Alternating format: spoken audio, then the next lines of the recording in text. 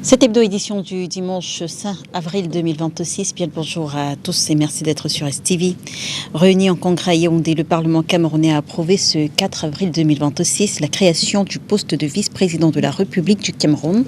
205 voix pour, 18 contre, pour 4 bulletins nuls. Selon la réforme, le vice-président sera nommé par le président de la République et il aura la charge de diriger le pays en cas de vacance du pouvoir. Reste à savoir qui sera le réélu, ce successeur constitutionnel.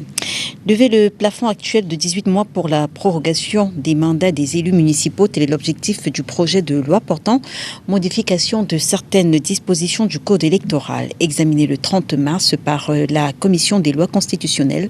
La séance plénière qui devait avoir l'adoption du test a finalement été renvoyée à une date ultérieure. Ce midi, nous analysons l'impact et les conséquences de cette réforme.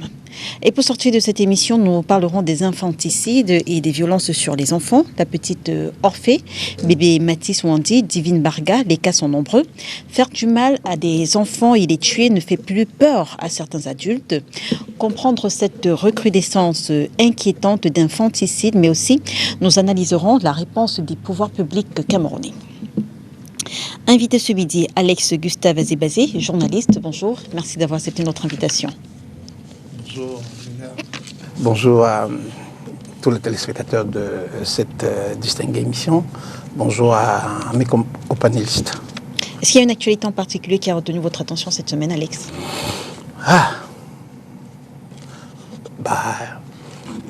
Le meurtre de la jeune, de notre enfant, Divine. Et tout ce que cela représente en termes de symbolique en matière sociale, en matière humaine, dans un pays où on déplore de plus en plus, et depuis déjà très longtemps, des meurtres de sang-froid dans les familles, dans la cité, que ce soit dans la rue, que ce soit parfois dans les domiciles, sans que malheureusement les pouvoirs publics, parce que c'est leur responsabilité première, les pouvoirs publics nous donnent des suites systématiques et attendues à ces crimes graves. C'est à l'ordre du jour justement, on aura l'occasion d'en parler.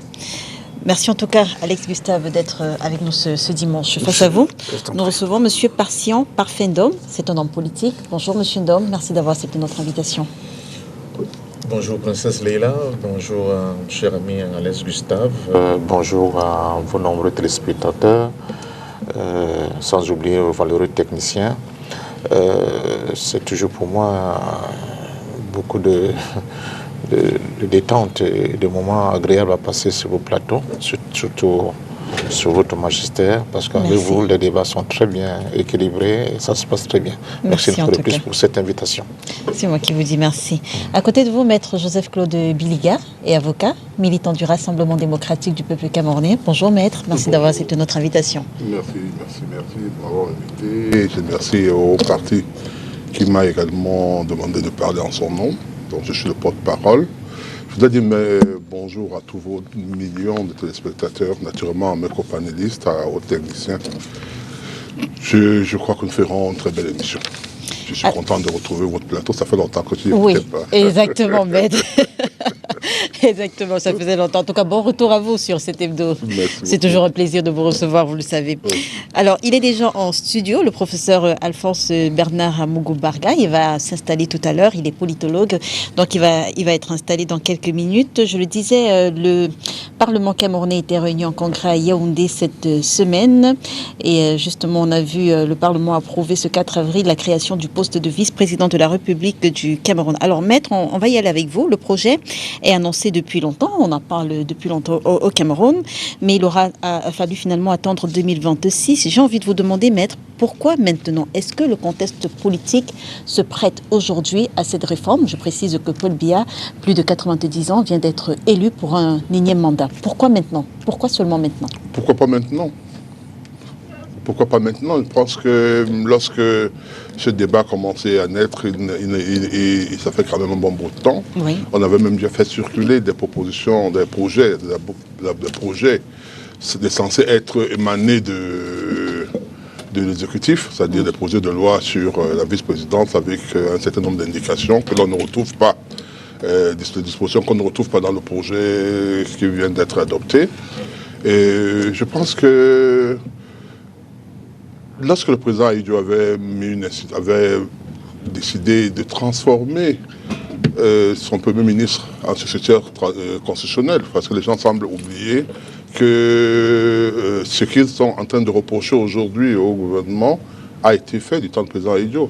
En 1973-1975, on avait instauré un Premier ministre. En 1919, on a transformé le Premier ministre, qui est devenu un Premier ministre avec droit de succession. C'est sur cette base que 3 ans plus tard, le président Biya devient président de la République, parce qu'il était un successeur constitutionnel. Ce successeur constitutionnel n'est pas différent du successeur constitutionnel qui est le vice-président aujourd'hui, puisqu'il avait été nommé, comme le vice-président sera nommé. Donc je crois qu'il faut que les gens soient au courant de ce genre de réalité, au lieu d'aller mener le débat partout. Je crois que le président de la République a pensé qu'il était grand temps, sans doute, de revenir à la Constitution des années 70. Vu son âge et même de changer la Constitution pour qu'il y ait quelqu'un qui va éventuellement assurer la suite, sa suite en cas d'empêchement, en cas de décès, en cas de démission, et qui éventuellement pourra devenir candidat.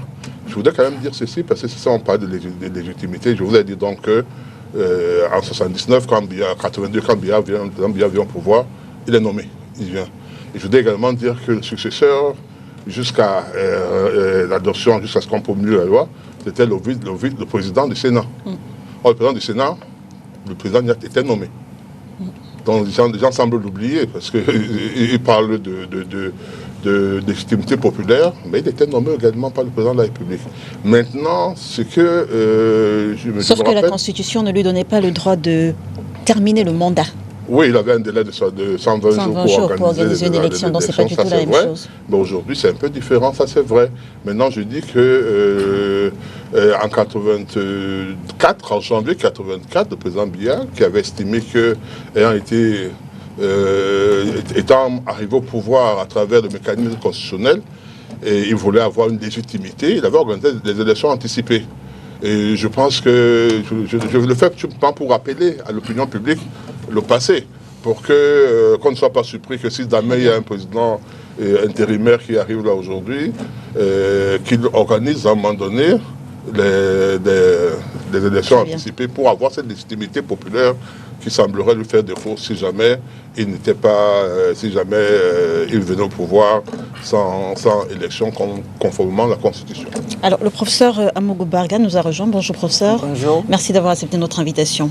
Alors, la Constitution actuelle, est-ce qu'elle n'encaderait pas déjà suffisamment la question de la vacance au sommet de l'État? Oui, si vous posez la question ici, la réponse est évidente. La question de la vacance ne se posait pas, puisque le président du Sénat, la loi n'étant pas encore promulguée, assure l'intérim et il a un délai pour organiser les élections. Quelle est donc la pertinence de cette réforme, son opportunité? Je crois que M. Biliga, militant de l'LPC, a seulement répondu. Il a mis en exergue l'âge du président qui veut peut-être, dans ce processus-là, avoir un regard sur ce qui adviendrait de la République après lui. Sauf que dans ce genre de situation, on se rend bien compte que la Constitution ne saurait être réduite à un individu puisqu'elle est censée organiser une institution pérenne. Et c'est ça peut-être le risque de cette réforme de la vice-présidence. Sur le temps, plus que c'est peut-être là, tout à l'heure, on avait insisté, M. Bilega également, sur le fait que le vice-président va conduire le mandat jusqu'à son terme. Un mandat que lui n'a pas reçu. Il va conduire un mandat. Ce mandat, on peut avoir un mandat à terme qui dure 5 ans. Même 6 ans, même 7 ans. Oui, j'ai dit, je prends le minimum, puisque je prends on peut avoir un mandat qui dure 5 ans. Pourquoi j'ai mis 5 ans? Parce que dans la plupart des républiques, c'est la durée normale de mandat présidentiel. Nous sommes passés à 7 ans il y a quelques années, avant on était d'ailleurs à 5 ans. Donc on peut avoir un mandat à terme qui va jusqu'à 5 ans. Et imaginez donc quelqu'un qui n'a pas reçu mandat, qui conduit à terme un mandat de 5 ans. Dans le cas des États-Unis, il y a un ticket. Ce qui n'est pas le cas dans la Parce que la Constitution ne l'oblige pas à organiser justement une élection anticipée. Encore que même s'il organise les élections, il ne peut pas être candidat, sauf à démissionner de la vice-présidence. Parce qu'il y a la réforme qui va être mise en place. Le mot président intérim devrait disparaître en réalité. Le texte dit bien, il va prêter serment dans les formes. Ça veut dire qu'il devient président à part entière. Pas de fait. À part entière. À part entière. C'est pas ça. Si le vice-président accède au pouvoir, il devient président à part entière. Plus grave, on lui reconnaît la possibilité de nommer un autre vice-président. Non, il devient président à part entière. Donc, le problème ne se pose pas à ce niveau-là. On est vraiment là dans quelque chose d'extrêmement nouveau dans l'armature institutionnelle au Cameroun. S'il vous plaît, professeur. Est-ce que lorsque le président Biya il n'avait pas prêté serment comme normalement, c'était comme le 6 novembre, il a prêté serment comme un président en entier. C'est justement ce que je suis en train de dire. Donc oui, je vais d'abord dire qu'en réalité, il n'y a pas de différence avec le vice-président qui était chargé de terminer le mandat. Et lorsque vous devenez président, rien ne vous empêche de pouvoir organiser des élections.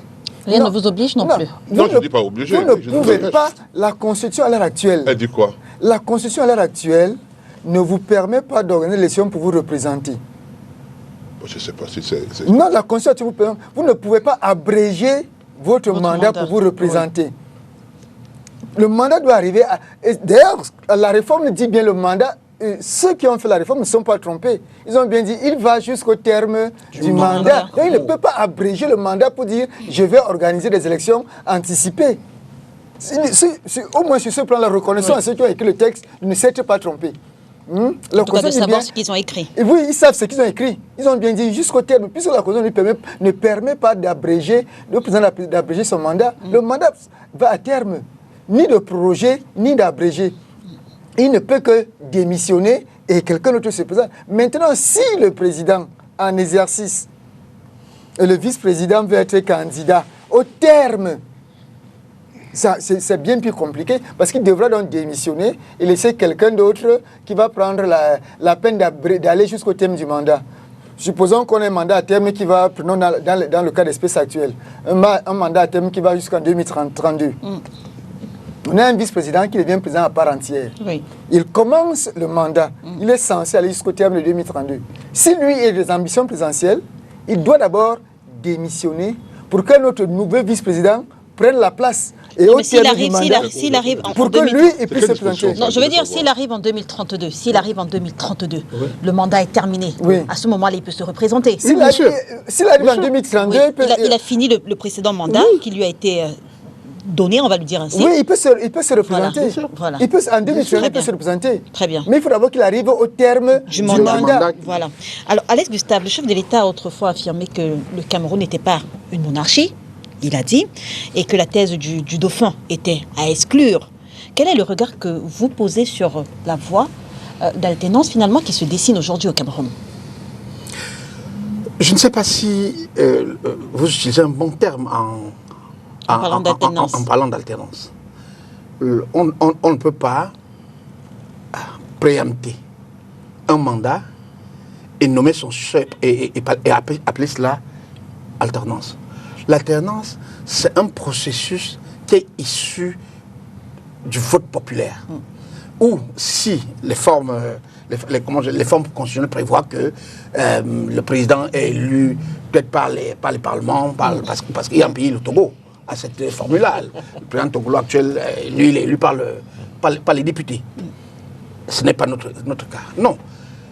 Ce qui se passe est une indication de ce qu'il ne faut jamais prendre,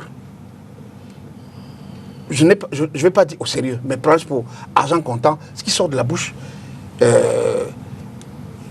du premier leader politique camerounais. le président, il a dit, et ce n'est pas, je crois que c'est d'ailleurs un journaliste camerounais. C'était à Charles Ndongo, je pense. Ou si ce n'était pas lui, c'était un journaliste français. Français. De France 24. Oui, je pense que c'est français. C'était français. Radio Monte Carlo, France 24. Exactement. Je crois. Oui. Il ne peut pas. Il a fait cette déclaration. D'ailleurs, des gens comme nous, lorsque le débat sur la création ou l'institution du vice-président, nous sommes. C'est sur la base de cette déclaration du président de la République, nous avons dit, il nous étonnerait que ce soit lui qui porte un projet de loi visant à créer un poste de vice-président qui en plus serait nommé. Mais là, on voit qu'il a fait. Qu'est-ce que ça traduit en termes de parole publique? Qu'elle ne vaut rien sous le président Biya. Qu'elle ne vaut rien. Après, ça confirme certaines choses que certains ont l'habitude de dire. Il a dit en 1987, le Cameroun n'ira pas au FMI. Quelques jours après, quelques semaines après ou mois après, le Cameroun est allé pied. On n'en est plus jamais sorti jusqu'à la date où nous nous trouvons. Il a dit... il a dit la conférence nationale est sans objet. C'est vrai qu'il a fait un semblant de truc qui ressemblait à la conférence, mais qui était du TOC, c'est-à-dire la tripartite. Oui. Moi, je dis ça pour dire ce que j'observe, et c'est pour ça que je suis un peu étonné que mon frère, Maître Biliga, semble comparer ce qui se passe en ce moment à ce qui s'est passé en 82. En 82, on était dans un système clairement de parti unique, où le président là, en place, pour nommer son successeur, et ça ne pose de problème à personne, il n'y avait pas de concurrence politique, il n'y avait pas de... Mais dans un système de démocratie pluraliste, où en 2012, quelques semaines après l'adoption du premier code électoral camerounais, le Cameroun a adopté la charte africaine pour la démocratie et la gouvernance qui prescrit, quand on dit qui interdit, les gens disent, bon, une charte n'interdit pas, c'est pas un pacte, c'est pas un protocole, je parle des juristes, mais qui demande aux États d'éviter toute initiative politique au plan constitutionnel qui affecte le droit des citoyens à choisir eux-mêmes leurs dirigeants. Le dirigeant, oui. Parce que la Charte africaine pour la démocratie et la gouvernance a été adoptée par la collectivité des États africains à l'issue d'une discussion longue qui a montré que la plupart des conflits, des guerres, et le comité paix et sécurité de l'Union africaine recevait énormément de cas et de situations qui étaient successives des conflits liés à la succession à la tête des États. C'était après le Gabon et pardon, pas le Gabon, la Côte d'Ivoire et l'ex-Zaïre de Mobutu. On a remarqué à Addis Abeba, en tout cas les chefs d'État qui étaient en fonction à l'époque, se sont dit comment on fait avec les experts. Et moi, j'ai travaillé avec un certain nombre d'experts sur cette question-là. Comment on fait pour que les citoyens n'aient plus l'impression que les dirigeants en place n'entendent pas, même quand ils ont adopté des constitutions qui sont d'ordre public, peuvent se lever un matin et décider qu'ils nomment qui ils veulent ou bien ils modifient, en tout cas, ils changent les règles du jeu, même en pleine électoral. Rappelez-vous, et ne perdons pas de vue, on va peut-être parler tout à l'heure du projet de loi oui. qui a été remisé, qui a été reporté. Oui. Cette charte-là interdit, en tout cas, recommande aux États le changement des règles du jeu pendant la partie. Pendant le processus électoral. Or, on est en année électorale, les élections législatives sont prévues. Donc, ce que le président vient de faire, ça confirme la fragilité institutionnelle du Cameroun. Et la crainte que j'ai, c'est que, sauf s'il décide de ne pas nommer le vice-président, et d'ailleurs il en a, c'est écrit même dans la texte qu'il peut. Ça veut dire qu'il n'a pas l'obligation de le nommer malgré l'adoption de la loi constitutionnelle. Monsieur Ndom. Donc, mais dès qu'il va le nommer, il y a une guerre pas possible qui va s'ouvrir cette fois-là frontalement dans son parti. Monsieur Ndom, politiquement, quels sont les enjeux de cette réforme? Mais les enjeux de cette réforme, à mon sens, c'est la pérennisation d'un système, d'un groupe dominant sur le plan politique qui n'entend pas du tout céder face à la demande populaire qui voudrait quand même qu'il y ait des mutations, qu'il y ait des changements politiques au Cameroun. La dernière élection, on semble passer très vite là-dessus, présidentielle au Cameroun, a démontré la soif de changement de la part du peuple camerounais. Et ça, cette crainte-là a conduit le régime actuel à se radicaliser, à se raidir davantage en déclenchant ce processus qui n'est rien d'autre que la confiscation de la légitimité du peuple. Tout à l'heure, Maître Bliga, parlant de la manière dont le président Biya est arrivé au pouvoir, heureusement que Alex Azebazi est revenu là-dessus en parlant de... Nous étions à l'époque du parti unique, mais il ne faut pas oublier que les textes de l'UNC même étaient clairs. Il y avait la question de la primauté des partis sur l'État. Donc, il n'y avait pas d'enjeu. Mais là, nous sommes dans une situation où on nous dit le souverain premier, enfin, c'est le peuple.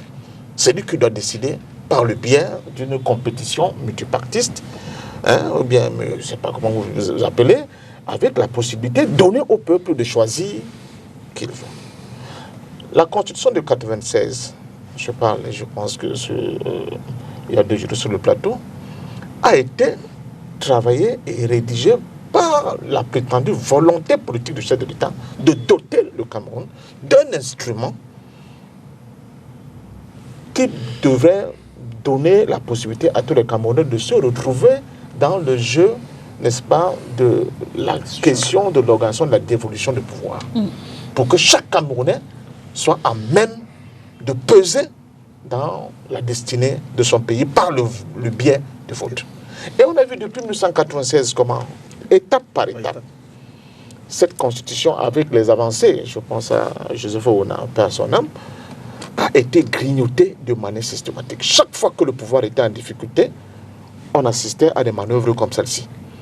En 2008, on a vu, quand les gens ont dit on en a marre, on a assisté à ces manœuvres qui ont conduit à la levée de la limitation de mandat, un véritable scandale qui agressait même, j'allais dire, le cœur, n'est-ce pas, pulsant de cette constitution. Oui. À partir de ce moment-là, elle a dévoyé complètement la philosophie et l'esprit, j'allais dire, la culture profonde même qu'on a voulu mettre dans cette constitution. Et là, les dernières élections, on a beau dire ce qu'on a dit, mais tout le monde, tous les Camerounais savent ce qui s'est passé. À partir de ces élections, le parti au pouvoir s'est rendu compte qu'elle ne maîtrise plus les rênes, elle ne maîtrise plus rien. Parce que quand vous voyez là où le parti au pouvoir a perdu, ce n'est pas les élections législatives et municipales à venir qui auraient pu démentir cela. Mais maintenant, plus grave, le chef d'État et son groupe, parce que moi, les gens me disent que le chef d'État n'a pas rédigé, j'ai dit c'est lui et son groupe, ils sont allés loin avec cette question de vice-président. Déjà, avec ce qu'on avait, on avait un président du Sénat qui, en cas de vacances, avait la latitude d'organiser, n'est-ce pas, le truc pour que le nouveau arrivant, la transition constitutionnelle, pour que le nouveau arrivant n'ait pas de problème. Il ne peut pas organiser de transition constitutionnelle. On nomme un vice-président. Ce vice-président, comme l'a si bien expliqué le professeur tout à l'heure, qui a l'obligation d'aller jusqu'au bout de son mandat. Mais moi, je vais loin, professeur. Ce vice-président nommé président, à son tour, il nomme un vice-président. Et puis, au cours de ce mandat, lui-même peut démissionner et son vice-président nommé redevient président. Nous sommes donc dans la confiscation de la légitimité du pouvoir pour... Vraiment, ça, c'est un véritable scandale qui est en train de se passer au niveau de notre pays. Et bon, maintenant les gens nous disent le président est vieux. Est-ce que c'est aujourd'hui que le président est vieux? Qu'il a la crainte que après lui ce soit le chaos? Est-ce que c'est la première fois que nous le disons? Je crois que ce sont des arguments qui sont extrêmement légers par rapport à ce qui vient de se passer. Moi, je crois que politiquement, ce que le parti au pouvoir veut faire, c'est de confisquer complètement le jeu politique, surtout la question de d'évolution du pouvoir pour très longtemps, pour des raisons qui sont les leurs, mais qui malheureusement ne coïncident pas avec la volonté du peuple qui avide de changement et de transformation de notre pays. Maître Biliga, en quoi cette réforme est-elle finalement différente du système de, passez-moi l'expression, de Dauphinat? Je veux dire que vaut aujourd'hui, comme le disait Alex Gustave Azébazé, la parole publique, notamment celle du président de la République. Cette réforme est-elle un progrès démocratique ou une organisation de la succession sous le seul contrôle du pouvoir en place? Tout à l'heure, on m'a dit que 84 ne ressemblait pas à 2026. C'est ce qu'on m'a dit. 82 ne ressemble pas à 2026. Parce qu'on disait à l'époque que c'était un parti unique. Aujourd'hui, ce n'est pas un parti unique. C'est le multipartisme. Il y a une compétition. On empêche la compétition avec cette nomination. Parler, s'il vous plaît. Que ce soit par dévotion, je veux dire par nomination d'un vice-président, oui. Que ce soit si c'était le président du Sénat qui assurait l'intérim organisé dans les 120 jours, le RDPC choisirait son candidat. Oui. Et son candidat sera toujours en compétition. Considère que le vice-président, c'est le candidat du RDPC, ça vous pose quel problème? Et moi, je voudrais dire une chose. Il ne faut pas qu'on ait l'impression que... Tout à l'heure, j'ai entendu mon débat. Ce qui m'embête avec lui, c'est qu'il a la mémoire sélective. Ce même problème, ce changement du convoi de l'élection ne va plus. Poser ici, va-tu dire non, la politique est dynamique. Okay. Quand il s'agit du président, il va vous dire, il dit non, il y a la voix. Mais on l'a vu défendre ici. Non, non. On l'a vu défendre ici. Pas les choses. Un parti politique a la liberté de participer ou non à des élections. On l'a vu défendre ici les paroles. On ne peut pas comparer on l'a vu défendre les manipulations institutionnelles et les stratégies internes d'un groupe parti politique. Pour me laisser parler. Revenons à la Constitution. Ce que je dis est ceci. Lorsqu'on veut aider le peuple à comprendre, soyons honnêtes et évitons de faire la mémoire sélective. Très bien. Je dis bien que vous dites que le président Biya ne respecte pas sa parole. Je vous dis, vous avez soutenu des gens ici qui ne respectent pas la parole en disant que la politique est dynamique. Donc on peut dire une chose aujourd'hui et demain. Alors moi je suis en train de prêter quelque chose. Mais je vous dis qu'un parti politique n'est pas un État, surtout quand il est à l'opposition. Alex Gustave, il faut faire attention. En quoi, la question que je pose, c'est en quoi cette réforme est-elle finalement différente du système de Dauphinat? Mais je n'ai que répondu. J'ai dit en 82, oui. C'était automatique. Si vous étiez, pas la réforme de 79, le candidat Premier ministre choisi par le président de la République savait qu'il serait président de la République, je voulais dire, comme le président Biya l'a été. Aujourd'hui, il ne le sait pas. Parce qu'on a vu des pays comme au Bénin, où il y a eu un dauphin qui était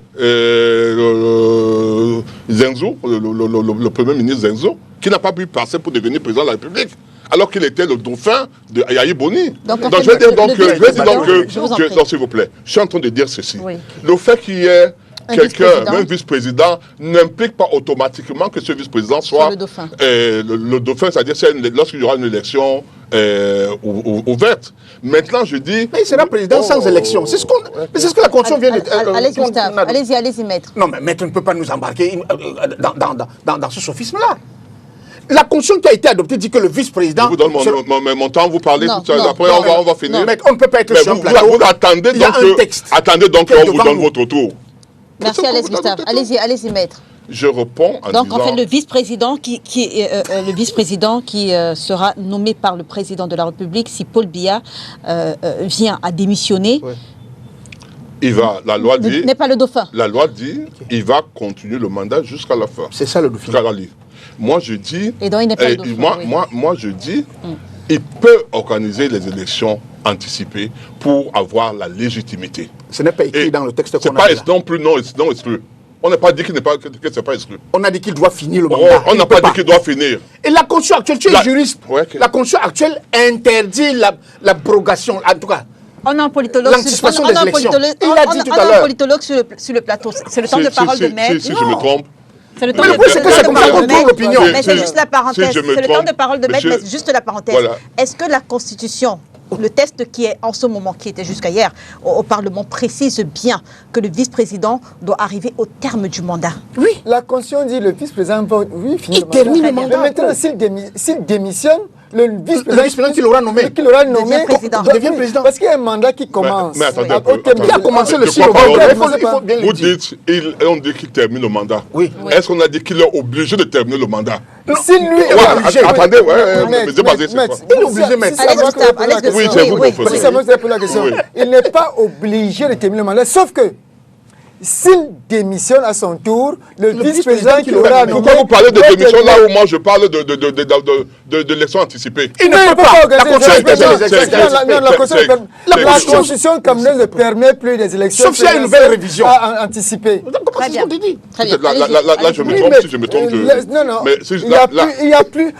L'élection présidentielle anticipée ne peut être organisée que lorsque le président actuel a démissionné ou il est décédé. Mais lui ne Dans le peut cadre de la pas. vacance. Lui ne peut pas abroger son mandat pour organiser les élections présidentielles anticipées. Très bien, très Il bien. ne peut pas abroger le mandat pour organiser les élections. Merci. S'il Merci démissionne, pour ça. il n'est pas candidat. Et dans Maître, cette réforme, est-ce que c'est un progrès démocratique? Vous avez la réponse à votre question. Vous me posez une réponse en fait. Vous voulez me dire que ce n'est pas C'est une réponse. non, c'est pas une c'est démocratique. peut-être une question rhétorique, mais je vous la pose. Je dis ceci. Oui, N'oubliez pas que Maître- même lorsqu'il y maître à la a, parole, n'oubliez oui. pas lorsqu'il y a des tandems, oui. des tickets pour aller aux élections, que ce soit aux États-Unis, que ce soit en Tanzanie, que ce soit un peu partout, c'est le président qui choisit son vice. Mais ils vont aux élections Mais il le ensemble. soumet Mais au attends, vote. suivant, quand entendez-moi bien, vous parlez de Dauphinat. Vous êtes en train de parler de Dauphinat. Restons dans le terme Dauphinat. Que moi je choisisse pour une élection, comme aller avec M. Ndom, et qu'on gagne. Je ne l'ai pas choisi comme dauphin.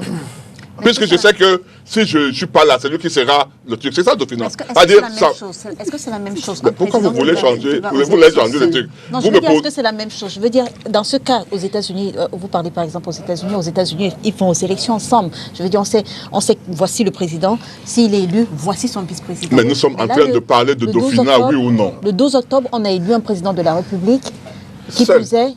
plus est, pendant la campagne présidentielle, on ne parlait même pas de réforme de la Constitution, on ne savait même pas, pendant la campagne présidentielle, qu'on allait soumettre un tel test au Parlement camerounais.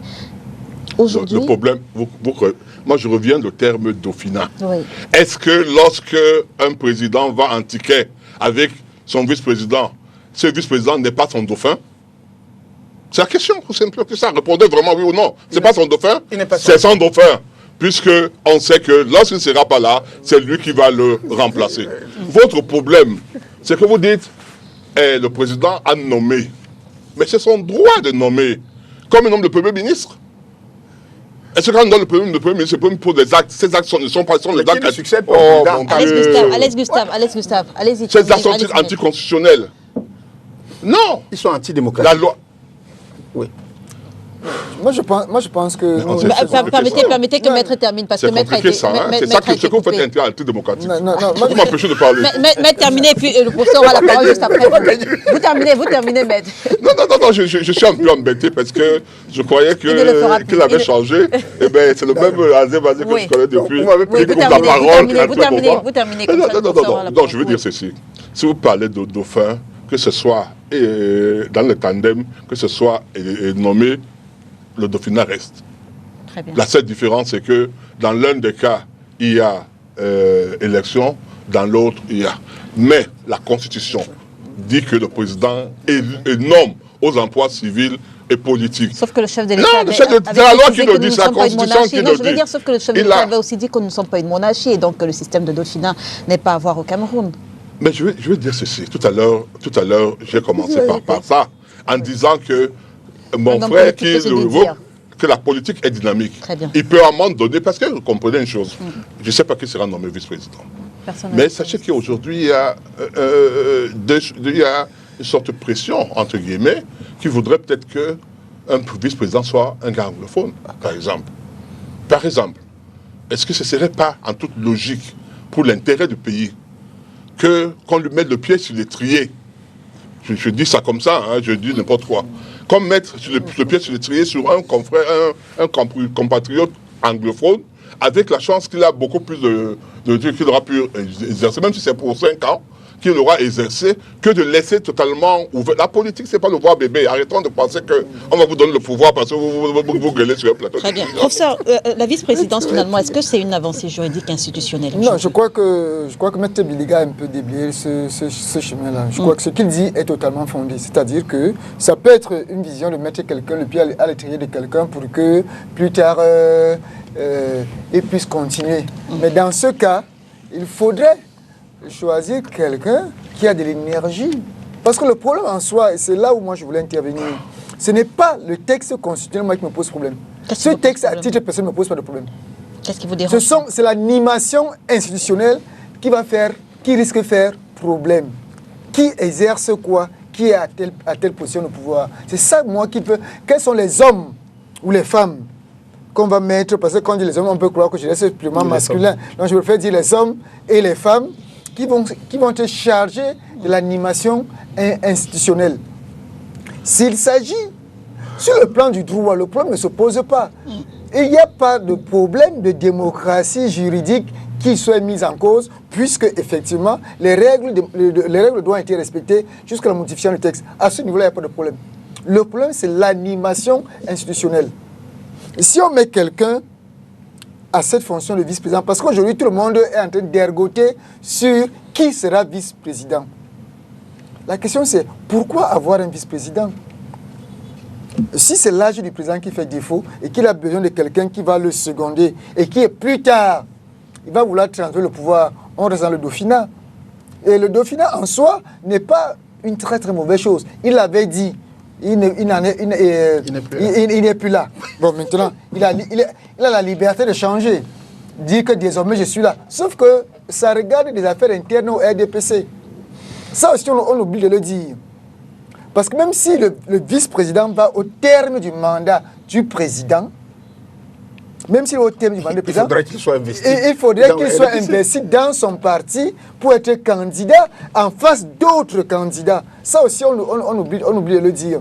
Donc le président est libre de se choisir qui il veut, mettre peut-être le pied à l'étrier de quelqu'un qui va commencer à assumer la fonction, mais pensez aussi que cette personne-là, si d'aventure cela arrivait, devra faire face à son propre parti. Et quand on sait qu'aujourd'hui, le RDPC le plus fermé commence de plus en plus à battre de l'aile, c'est aussi...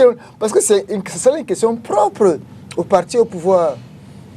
Mais maintenant, moi, ce qui m'intéresse le plus, ce n'est pas le parti au pouvoir, c'est la logique institutionnelle.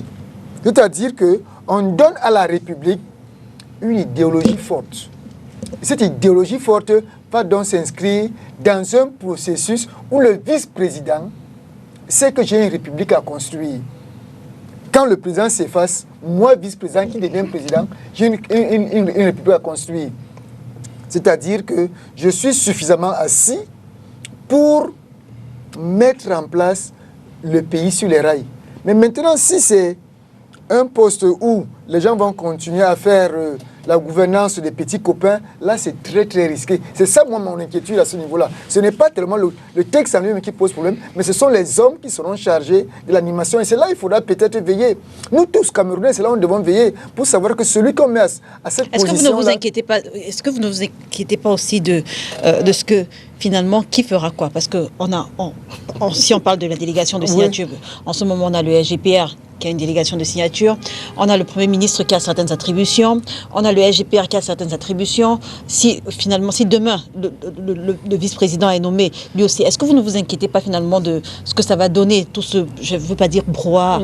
Il y a deux articles qui n'ont pas fondamentalement été refondus. Il y a l'article 5 dont on a parlé. Mais l'article, la condition qu'on a oubliée, c'est l'article 8, dont on n'a pas beaucoup parlé. L'article 5, c'est le plan public qui définit la politique de la nation. Et puis l'article 8, il organise les services de l'État et autres. Et le vice-président n'aura que des fonctions et des attributions que le président que le voudra bien. Donc à ce moment-là, c'est pour ça que je parle d'animation institutionnelle. C'est-à-dire que, est-ce que... Donc il est possible qu'à ce moment-là, que la délégation de signature peut-être soit retirée au SGPR. Ce n'est même pas seulement une question. La délégation de signature est intuitive personnelle. C'est-à-dire que si aujourd'hui, vous êtes à une fonction, je parle sous le contrôle de M. Bilek qui est juriste. Aujourd'hui, vous êtes à une fonction. Si demain, vous n'avez pas la même fonction, la délégation de signature ne sied plus. Il faudrait que lorsqu'on va nommer une personne, qu'on lui accorde de manière express. C'est pour ça que chaque fois que je parle de SGPR, chaque fois que le président nomme un SGPR, il signe une délégation. Le problème, c'est que l'actuel SGPR, là, depuis 11 ans, on a l'impression que ça a toujours été ainsi. Non, ce n'est pas ça. La délégation est institut personnel, c'est express. Il est là depuis combien d'années? Plus de 11 ans. Hein? Donc, 2009, ce n'est pas 11 ans. J'ai dit un peu plus de 11 ans. Oui, oui. C'est bien Allez-y, ce que j'ai dit. allez-y, professeur. Gustave, toi aussi, qu'est-ce qui t'arrive ce débat? Il a toujours été comme ça. Aujourd'hui, c'est pas que le Christ est ressuscité, Gustave. C'est comment? Allez-y, allez-y. Il a souhaité que le Cameroun soit ressuscité. Donc, je crois que c'est ça. C'est pour ça que moi je parle de l'animation institutionnelle qui va faire quoi? Donc cela va obligatoirement obliger, je peux me faire la tautologie, le président à revoir au moins 2 textes. Le texte portant organisation de la présidence de la République et le texte portant organisation du gouvernement. Automatiquement, il devra les revoir. J'ai envie de vous demander, professeur, en quoi est-ce que le vice-président nommé est différent d'un ministre finalement nommé? Le vice-président nommé est différent du ministre. Oh, regarde, le ministre n'est pas dans la Constitution. Très bien. De manière simple, le vice-président est un poste constitutionnel. Désormais, dès que la loi sera promulguée, le vice-président est un poste constitutionnel. Très bien. Alors que les ministres, contrairement aux États-Unis, si vous posez la question, aux États-Unis, il y a 15 ministères, pas plus. Et ces ministères sont déterminés par le Congrès. Au Cameroun, on peut créer n'importe quel ministère, lui donner n'importe quelle dénomination. Donc à partir de ce moment, le problème est différent. Le ministre n'est pas, le vice-président est dans la Constitution. Il faudrait bien que les gens comprennent ça. C'est pour cela que ça fait débat. Très bien. C'est pour ça que ça fait débat. C'est dans la Constitution, ça va être écrit. Alex Gustave, maître a soulevé cette question tout à l'heure. Un vice-président élu et un vice-président nommé, quels sont les enjeux autour de ces 2 formes d'accession finalement à ce poste? Je ne sais pas si au niveau qui est le nôtre, on devrait même avoir ce genre de discussion. Chaque fois qu'une personne est nommée, la personne dépend essentiellement de celui qui l'a nommé. Et d'ailleurs, le texte constitutionnel qui a été adopté hier, dont la prorogation pourrait intervenir dans les jours, les heures qui viennent, dit que le président qui le nomme peut le révoque. Il ne dit même pas qu'il peut le révoquer. Le président peut le faire et le défaire. C'est la nomination qui est facultative, mais la révocation est même inscrite. C'est normal, hein, quelqu'un qui doit révoquer. Or, quand un vice-président ou une personne est élue, en dehors de la perte de son mandat à l'occasion d'une autre élection, personne ne peut le dégager. Ça renforce non seulement la capacité de cette personne-là, donc de cet élu-là, à exercer les prérogatives qui peuvent être légales ou constitutionnelles, mais ça crée, c'est même ça, le terreau de la véritable stabilité dont on prétend, dont l'exposé des motifs de cette loi a prétendu vouloir organiser. Parce que voyez-vous, si on admet, et malheureusement, l'ensemble du Parlement, parce qu'on va dire la majorité, si 200 sur 280, sur 250, quand ils votent, pour moi c'est l'ensemble du Parlement, donc du Congrès, on va dire la majorité, c'est quand même la majorité, c'est pas l'ensemble. A choisi, et c'était attendu, a choisi de valider tout ça, sans même tenir compte de toutes les réserves susceptibles même d'améliorer. J'ai entendu le ministre d'État, Laurent Esso, dire que non, tout ce que vous dites là, bon, des amendements proposés ne peuvent porter que sur les 5 ou 6 dispositions qui ont été mises en modification ou en débat. Et que toutes les autres questions, on verra plus tard. Ça peut faire l'objet de lois, ça peut faire l'objet même de nouvelles révisions constitutionnelles.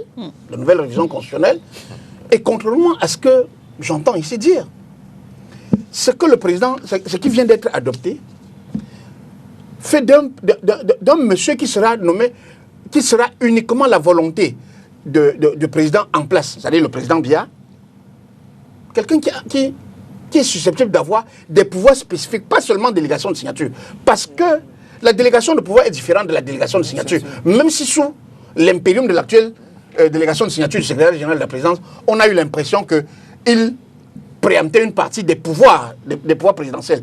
Mais à ma connaissance, en dehors du fait que je le voyais souvent aller représenter le président de la République en Guinée équatoriale et dans des pays, alors que ça fait partie des prérogatives. Le secrétaire général était un clerc de la présidence. Il n'a pas représenté le président à l'étranger. L'une des compétences qui a été inscrite dans ce texte. Le secrétaire général n'est pas un clerc de la présidence. En principe, c'est ça sa mission. Non, là aussi, c'est une mauvaise façon d'interpréter les oublions l'enflure que la nature du système, le système présidentialiste fait en sorte que tous ceux qui sont autour du président, y compris ceux qui n'ont même pas de responsabilité formelle, sont puissants. Donc ce n'est pas parce que c'est comme ça qu'on va faire en sorte, qu'on va en venir à croire que le secrétaire général de la présidence peut sortir de la présidence, aller présider les inaugurations, je ne sais pas quoi, de Banca à Douala, aller présider les constructions de stade. Mais dans ce cas, changer la Constitution. Je n'ai pas dit que... Le problème de la Constitution, ce n'est pas... Le problème de la Constitution est dans l'article 5 et l'article 8. Moi, je vous dis encore, dès qu'on a dit le président de la République définit la politique de la nation, on a hypertrophié la présidence de la République. Professeur, l'article 10, 11 et 12, je les résume, disent clairement, le gouvernement applique la politique telle que définie. Je ne vois pas en quoi il y a une contradiction entre ce que tu dis. Quand vous dites, professeur, quand vous dites dans ce cas changer la Constitution, je veux dire une Constitution qu'on change tout le temps comme ça. Non, s'il veut répondre, s'il veut résoudre le problème qu'il prétend résoudre, il faut changer la Constitution. Parce que lui veut résoudre un problème sans vouloir mettre le pied là où, le doigt là où il y a problème. Professeur, la délégation de signature, telle que je la lis, ou telle qu'elle est libellée, en dehors du point sur l'option personnelle du délégataire, c'est-à-dire du bénéficiaire de la délégation, de discriminer soi-même les sujets qu'il soumet au président. La délégation de signature n'est pas un mandat donné au secrétaire général pour représenter le chef de l'État partout où il veut. La délégation est un moyen donné au principal collaborateur du chef de l'État de faire les affaires, en tout cas de régler les affaires administratives qui relèvent directement du président de la République, mais que lui, il ne peut pas exercer parce que soit il n'a plus le temps, soit il est très occupé à la représentation ailleurs, à l'extérieur, à l'intérieur, ce que le président actuel ne fait pas. Donc du coup, on se retrouve dans une situation. Non. Sur le point précis que vous posez, c'est la question de la force, la différence entre la nomination d'un comment je vais dire, d'un membre, il n'est même pas membre du cabinet présidentiel. Le vice-président est le vice-président. C'est-à-dire qu'il est... Aujourd'hui, certains disent que le secrétaire général est le vice-dieu.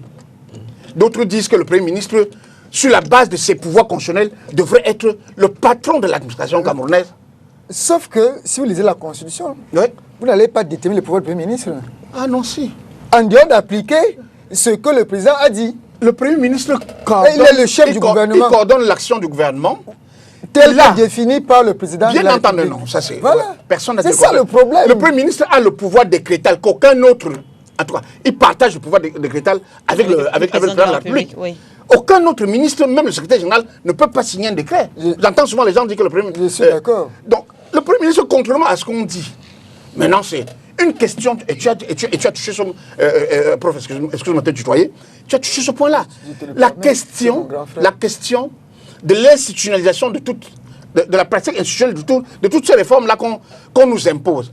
Parce que si ça continue de la manière dont on voit, où il y a le trafic d'influence extrêmement élevé au niveau de la présidence de la République, où il y a la gestion extrêmement personnalisée des questions de l'État, et où on peut appliquer une règle pour un tel, et un tel autre on ne l'applique pas parce qu'elle s'appelle tel, on se retrouvera.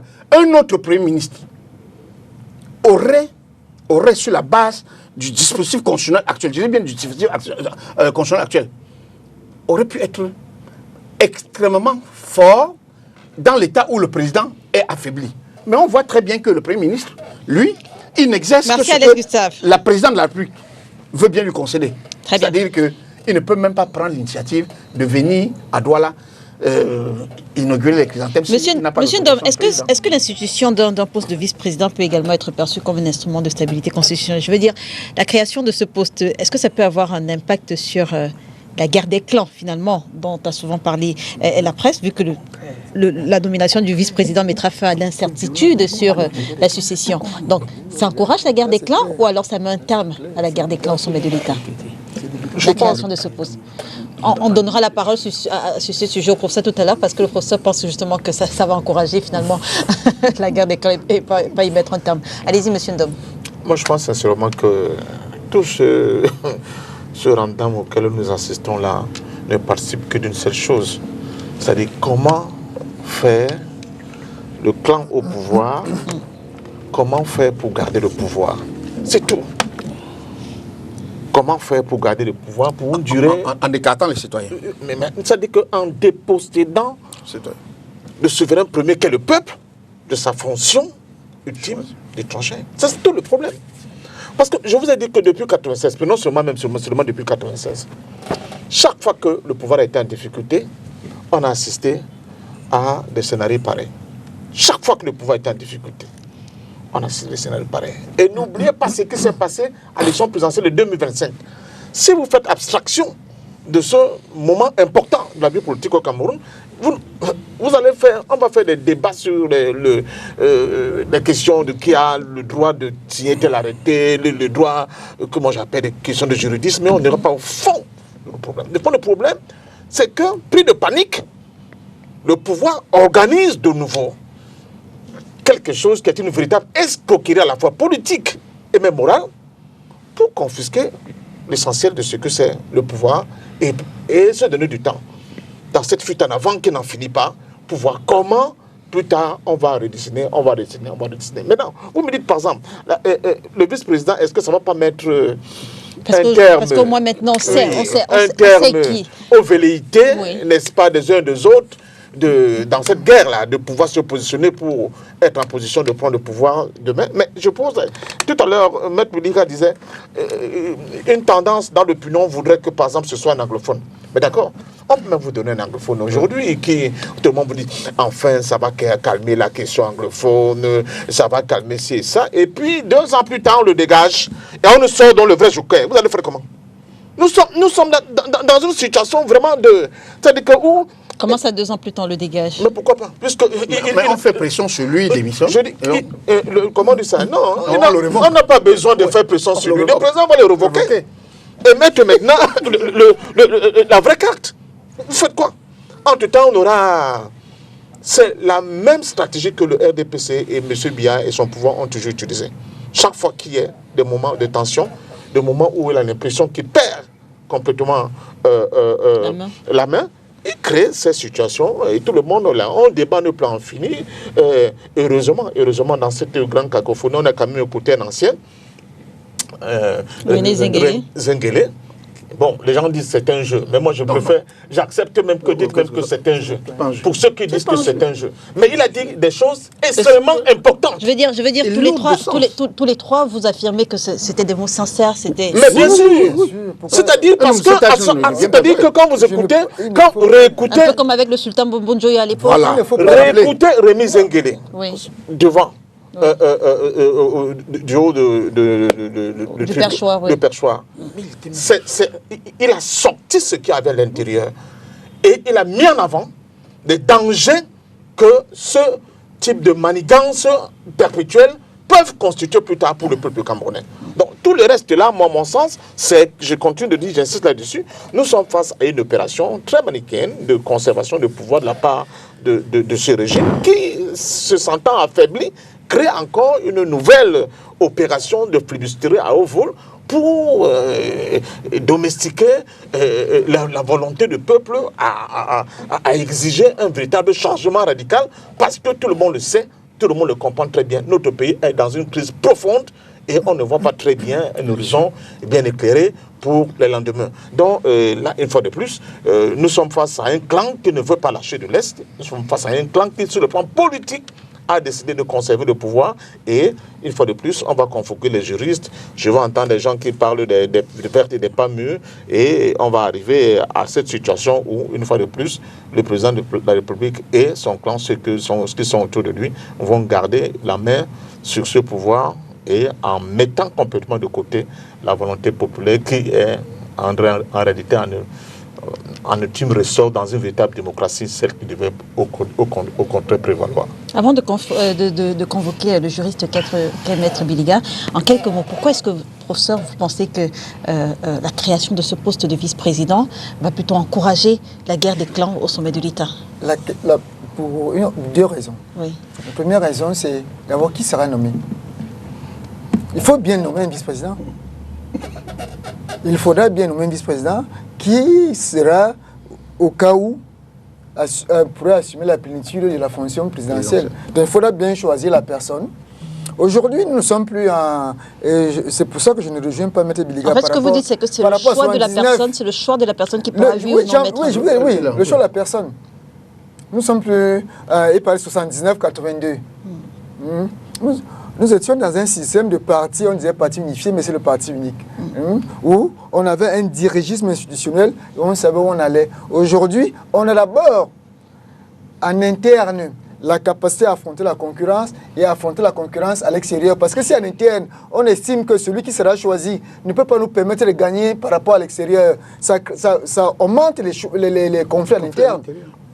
Parce que si on nomme quelqu'un et qu'au terme du mandat, on n'a pas la certitude qu'il peut nous faire gagner, ça augmente. Et maintenant, la deuxième chose, je vais vous ramener en 1996, je crois.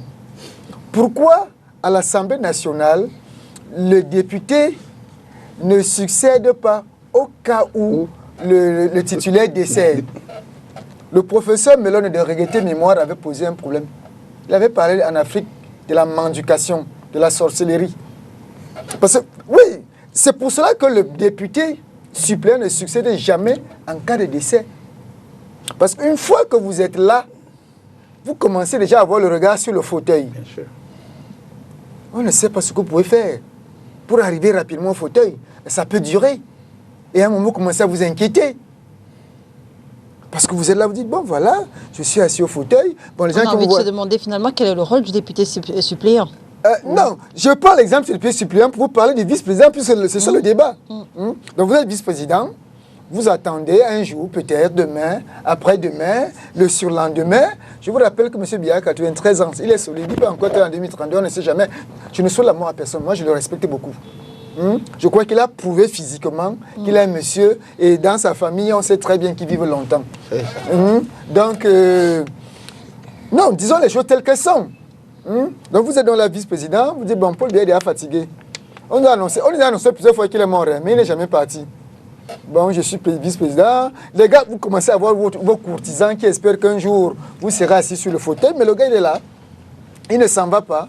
Il ne démissionne pas. L'ange de la mort ne vient pas le visiter. Et vous commencez à ronger votre frein. Vous vous posez des questions. Je sers même à quoi ici? Vous voyez un peu. Donc tout cela peut peser sur vous en tant qu'individu. Et ceux qui comptent sur vous, qui espèrent qu'un jour que lorsque vous serez président, vous allez, ils vont créer l'aéroport. Ils vont se mettre à table.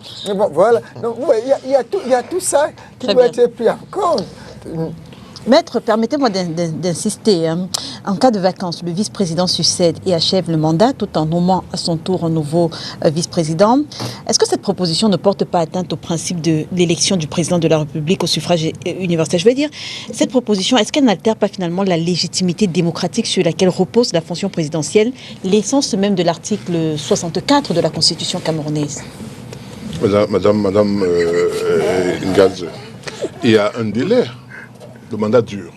Le mandat de 7 ans. Il y a élection au bout de 7 ans. Que ce soit avec l'actuel président ou avec celui qui sera le vice-président, il y aura élection. Ça pose quel problème? Je pose c'est simple. Nous disons que le président soit dans un tandem. On a vu dans le tandem poser des problèmes au niveau de l'État. Olusegun Obasanjo et avec son vice-président, je crois, Atiku, ça a créé problème. Il ne faut pas oublier non plus. Faut pas oublier. Donc je vais dire que je vais revenir un peu, mais ce que le professeur vient de dire. Donc même lorsque c'est une élection de vice-président, sachant qu'il est successeur constitutionnel, le même problème se pose. Donc il se pose pas seulement à travers la nomination, il se pose même lorsqu'il y a une élection où il y a un tandem qui va aux élections, dès lors que le président, le vice-président, sait qu'il est successeur constitutionnel, que ce soit par élection ou que ce soit par nomination, le problème que vous avez posé reste le même. Donc ça ne change pratiquement pas. L'instauration du vice-président qui ne bénéficie pas, de la même souveraineté populaire que le président de la République, est-ce que ça n'a pas des limites finalement? Nous sommes en train de parler de... Évidemment, je n'aime pas ce que je veux dire. Ce que je suis en train de dire est ceci. Oui. Vous avez évoqué le problème de démocratie en disant est-ce que ça n'empêche pas les autres de... Non. Le mandat va de 7 ans. Celui qui est nommé, qui est élu, il dit si je ne suis pas là, si je démissionne, mon vice-président va continuer mon mandat jusqu'à la fin de mon mandat. Ceux qui sont aujourd'hui là savent que dans 6 ans, par exemple, s'ils nomment son fils. Dans 6 ans, ils seront candidats. C'est pas ce que vous comprenez. Dans 6 ans, ils seront candidats. Ils se préparent à être candidats. Que ce soit face à l'actuel président ou face au vice-président, ils seront candidats. C'est la différence donc que vous évoquiez tout à l'heure avec 82. Parce qu'en 82, il n'y avait pas de concurrence. Aujourd'hui, il y a une concurrence. Qu'elle soit avec l'actuel ou avec celui qui va remplacer ou celui qui va remplacer, les partis politiques se doivent tout simplement se préparer à cette échéance. Aussi simple que ça.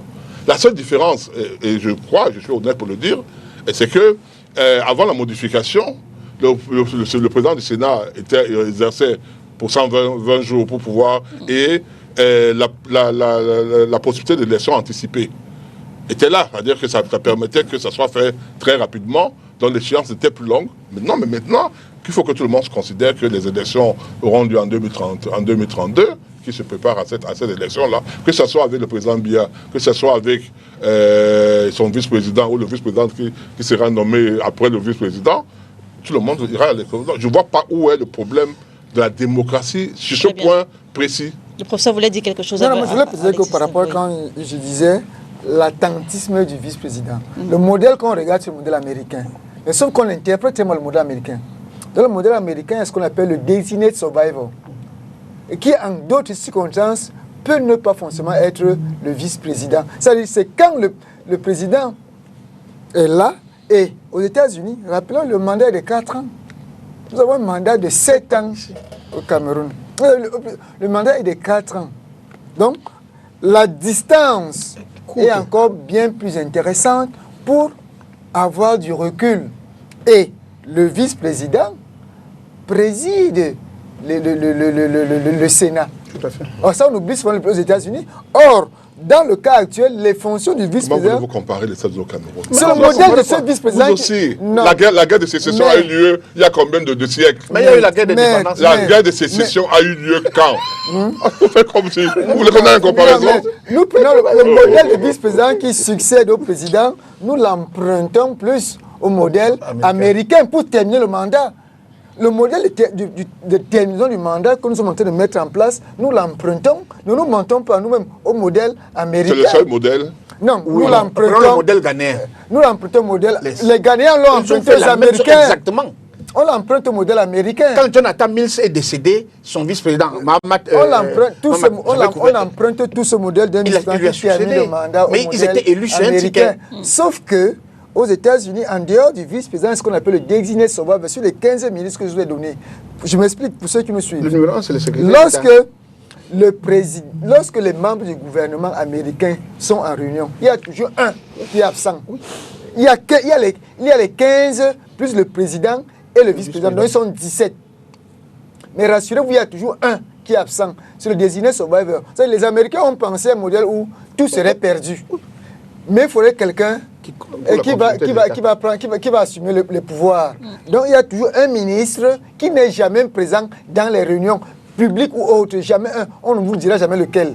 Parfois, quand le vice-président n'est pas là, c'est parce que ce jour-là, il a été choisi. Parfois, c'est le ministre du Travail, ou le ministre de la Santé, ou bien le secrétaire d'État. Quand l'un n'est pas là, c'est lui qui a été choisi. Ils se sont imaginés que, bon, comme ils sont en guerre là, que je peux exploser, et puis il faut quelqu'un pour donner les ordres. C'est ce modèle-là qu'on a essayé qui termine le mandat. C'est ce modèle que nous avons prêté aux Américains. C'est d'ailleurs pour cela qu'on le voit très bien. Dans le cas du Cameroun, on autorise le vice-président, lorsqu'il assume les fonctions, à nommer lui-même un autre vice-président. vice-président. Il faut bien qu'on le comprenne. Moi, je dis encore, le problème, ce sont les hommes. Quels sont les hommes qui vont animer ces positions-là? C'est là le vrai problème. C'est là le problème va se poser. On va nommer qui? À quelle place? Parce qu'il faudra... Quel devrait être le profil? Quel devrait être le Parce profil qu'automatiquement, il faudra revoir le texte portant organisation du gouvernement. Les attributions décrétées, le Premier ministre ne souffre de rien. Le décret portant organisation du gouvernement, le décret portant organisation de la présidence de la République. Parce que la présidence de la République, on a deux bras. Le secrétariat général et le cabinet civil.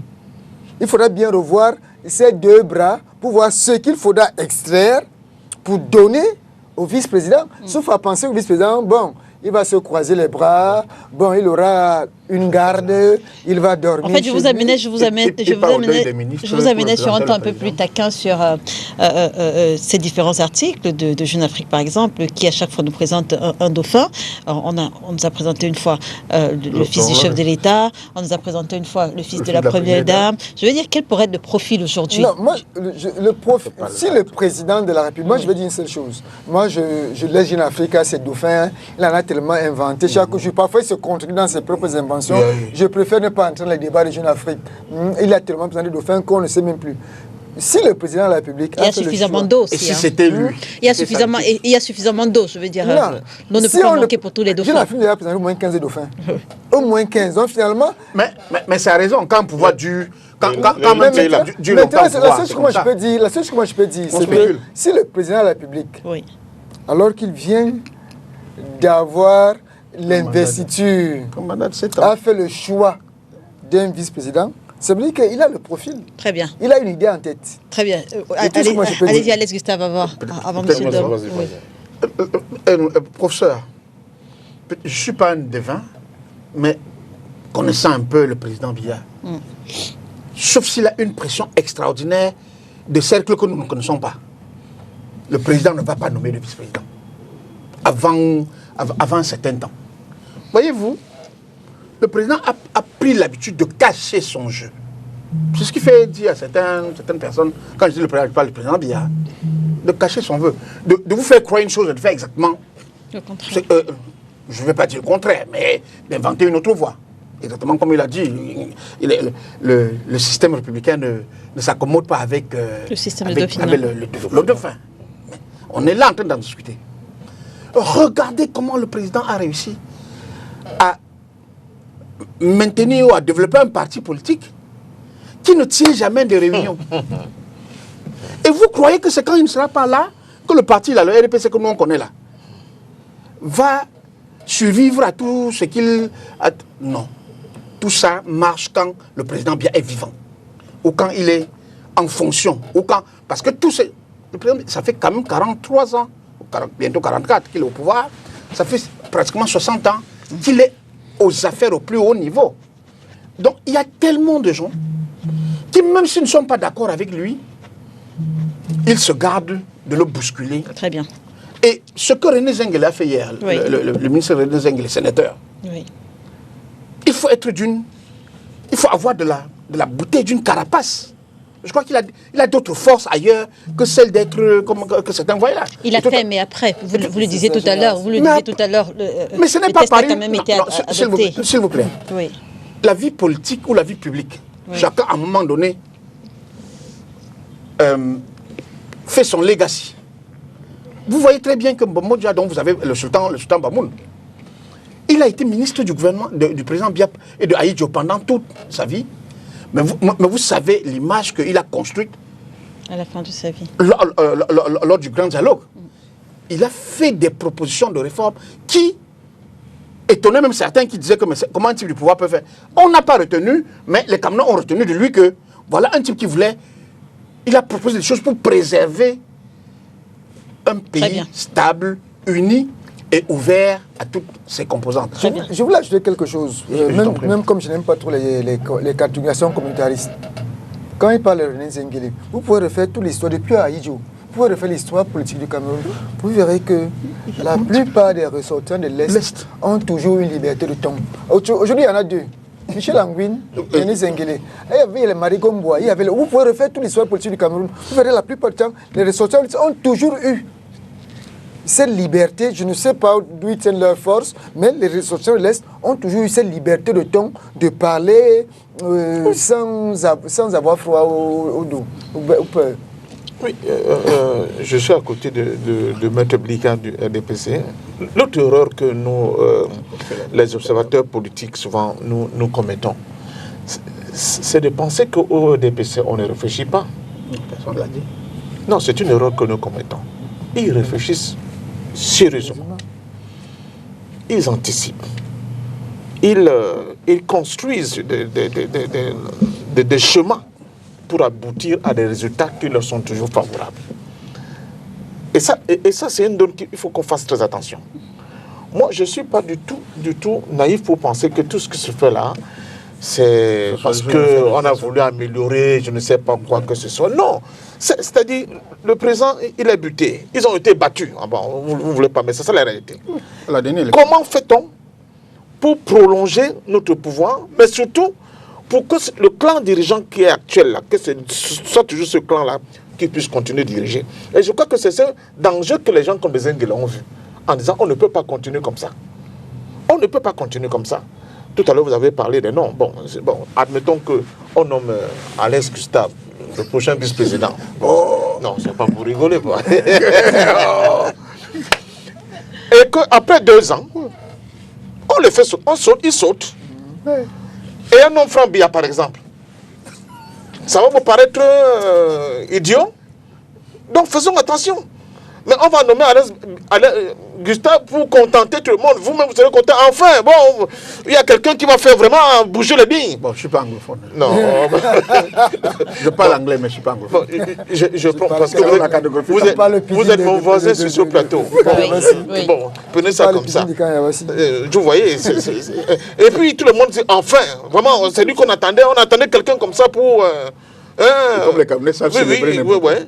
Et puis 2 ans plus tard, on vous dit que le président a pris une décision, ce n'est plus Alex Gustave, c'est Frambia. Vous faites quoi? C'est ça le problème. On dit que c'est légal, c'est constitutionnel. Oui, et puis on va dire que c'est légal, c'est constitutionnel. On va inviter les juristes qui vont nous raconter des tas de choses avec des mots savants, alors que dans le fond du problème, c'est-à-dire que... Les gars, ils ont tout fait pour conserver le pouvoir, laisser le mauvais vent la passer et continuer. L'éternel fut en avant, malheureusement. Ma soeur est là. Le problème, c'est que le Cameroun se porte mal. Très mal. Le Cameroun se porte mal. Les gens souffrent terriblement. Et je ne sais pas jusqu'à quand on va continuer avec ce jeu-là qui ne produit jamais les dividendes qui sont à la faveur de l'élévation du standard de vie des Camerounais. On sort de ce sujet avec vous, maître, justement, en entrant dans le prochain. J'imagine que vous avez pu lire cette sortie de l'Ordre national, de l'Ordre des avocats. Alors, cette question, je l'emprunte au communiqué de l'Ordre. Au regard de la prolongation annoncée du mandat des conseillers municipaux, justifiée par des contraintes financières, est-ce qu'il n'est pas contradictoire aujourd'hui de créer une fonction publique de si haut rang aux côtés du Premier ministre avec les implications financières que ça génère? C'est donc une question de l'Ordre. Permettez-moi de ne pas y répondre. Je suis avocat au barreau de Cameroun, ancien conseiller. Je vous le permets. Oh, la discipline. Ancien conseiller.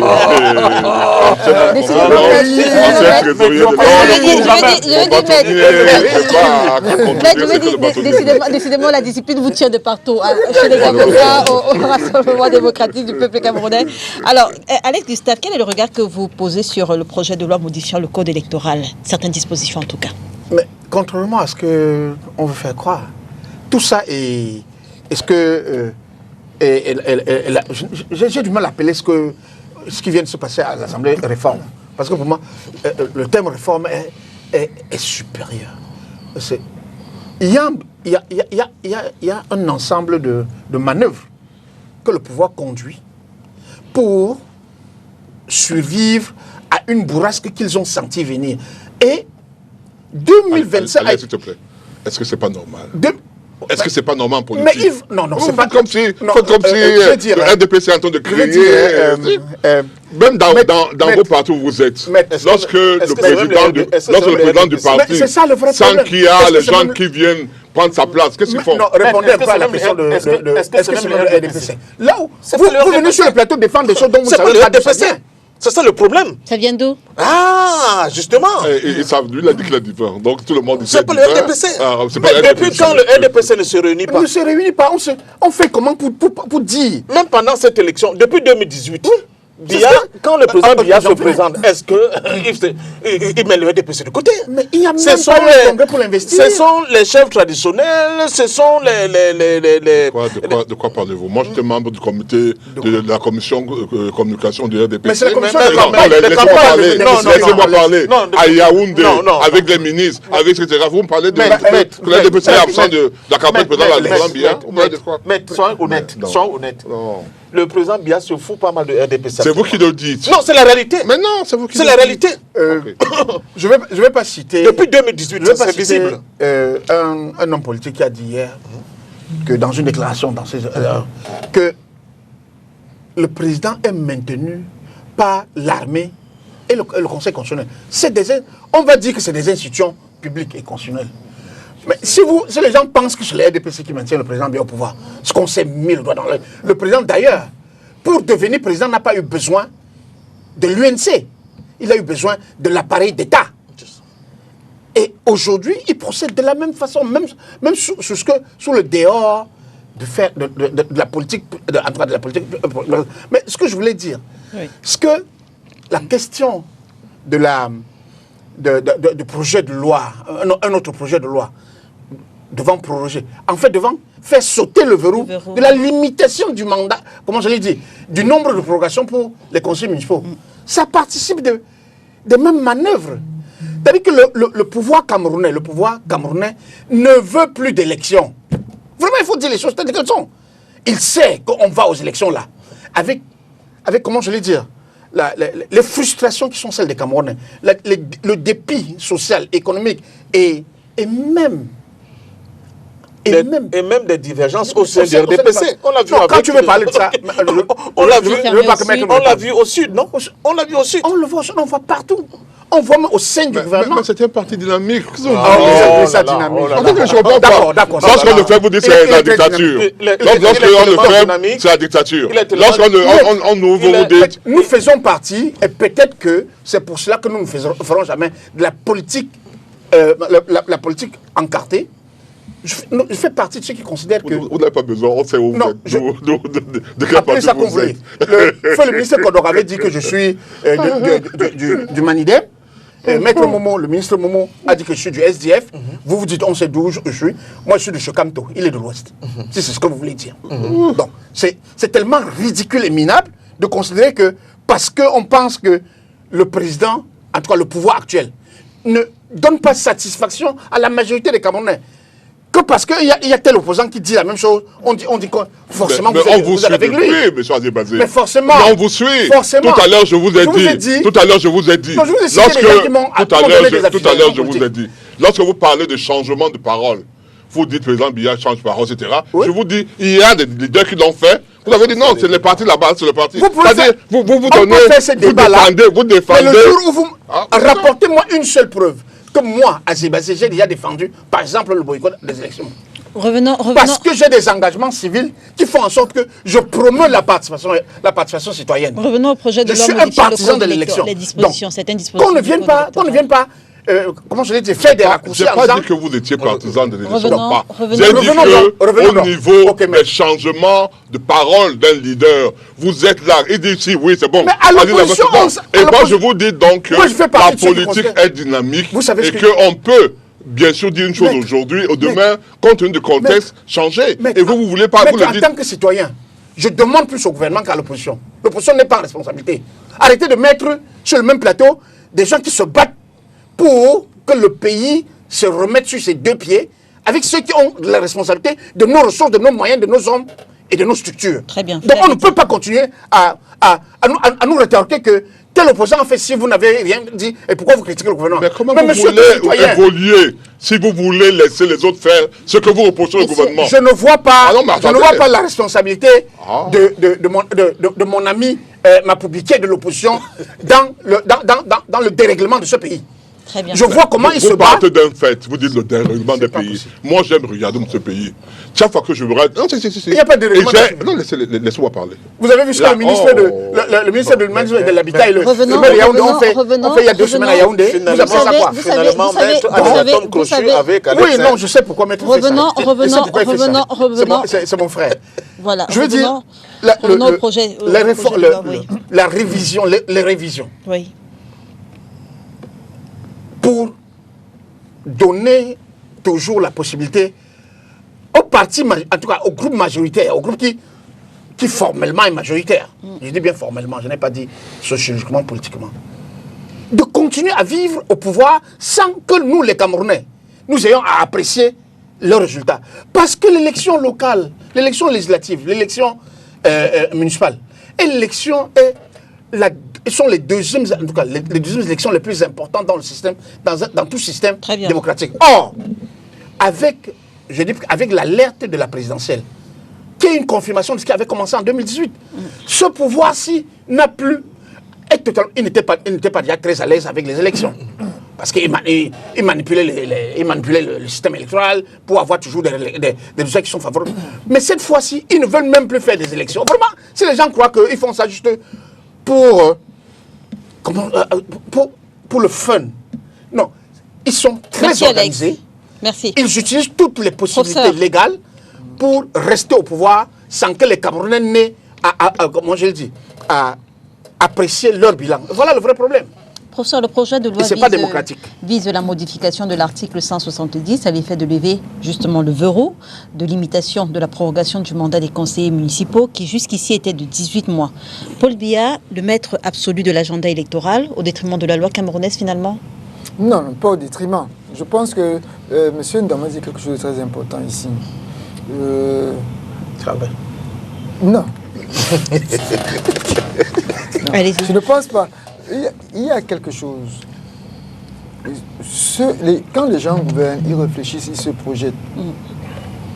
C'est ce mais il faut aussi prendre en compte que ceux qui sont en face, est-ce qu'ils réfléchissent à ce projet? Et là, je vais interpeller l'opposition. Oui, il faut interpeller l'opposition. Parce que le tout n'est pas de dire... Vous ne pouvez pas interdire au RDPC de réfléchir. Vous ne pouvez pas interdire à M. Paul Biya de conduire son parti et de vouloir le pérenniser au pouvoir. Pourrait faire l'opposition dans la modification. Non, j'en viens. Dans la modification de l'article 170. J'en viens. Si le RDPC est toujours aussi fort et qu'on peut nous réunir dans un plateau aussi sérieux comme celui-ci pour en débattre, ça veut dire que ces gars réfléchissent. Oui. On peut ne pas être d'accord avec la manière avec laquelle ils réfléchissent, mais reconnaissons qu'ils réfléchissent. On peut ne pas être d'accord avec les attendus. Ils ne peuvent pas être ce que nous voulons. Donc opposer les armes à l'opposition, c'est réfléchir. C'est ça? Non. Mais on sort d'une présidentielle, on a vu que tous les leaders de l'opposition qui avaient soutenu le candidat, en tout cas le candidat challenger du président, sont en prison. Tu as comme fait quoi en prison? Gustave, tu es mon grand frère, je vais te répondre. Anissé, quand il faisait quoi en prison? Je vais te répondre sèchement. Toi, tu me connais très bien. Quand on nous pose les armes à des gens, pour moi, ça ne me pose aucun problème. Je vais te répondre sèchement. Oui, je dis que je vais te répondre sèchement. Tu pourras rectifier après. C'est toi qui as posé la question, je te réponds sèchement. Pourquoi? Parce que pour moi, la République est au-dessus de tout. Vous comprenez? La République est au-dessus de tout. Et parfois, parce qu'aujourd'hui, on est en train de débattre sur des questions de démocratie électorale. Mais posons-nous les questions de fond. Est-ce que cette démocratie électorale pour laquelle nous nous battons tant correspond à la démocratie sociale à laquelle nous aspirons? Aujourd'hui, je réponds à votre question. Hein. On va changer le texte pour que l'on prolonge les mandats à vita aeternam en ce qui concerne les conseillers municipaux. Ils vont se réjouir, les conseillers qui verront leur mandat prolongé même pour 7 ans, 40 ans, je n'en sais rien. Mais ce que moi j'attends des conseillers municipaux, c'est les politiques locales. Qu'ils soient là pour 100 ans, pour moi, ce n'est pas un problème. Et c'est là où moi, je vais m'interroger. Est-ce que les politiques locales... Non, c'est un problème. Je vais vous répondre, monsieur Ndom. Est-ce que les politiques locales fonctionnent bien? Ma réponse est non. Ils ne peuvent pas fonctionner bien. Je lui ai répondu. À partir de ce moment-là, la prorogation du mandat, que vise-t-elle? Pourquoi est-ce que les politiques locales ne fonctionnent pas bien?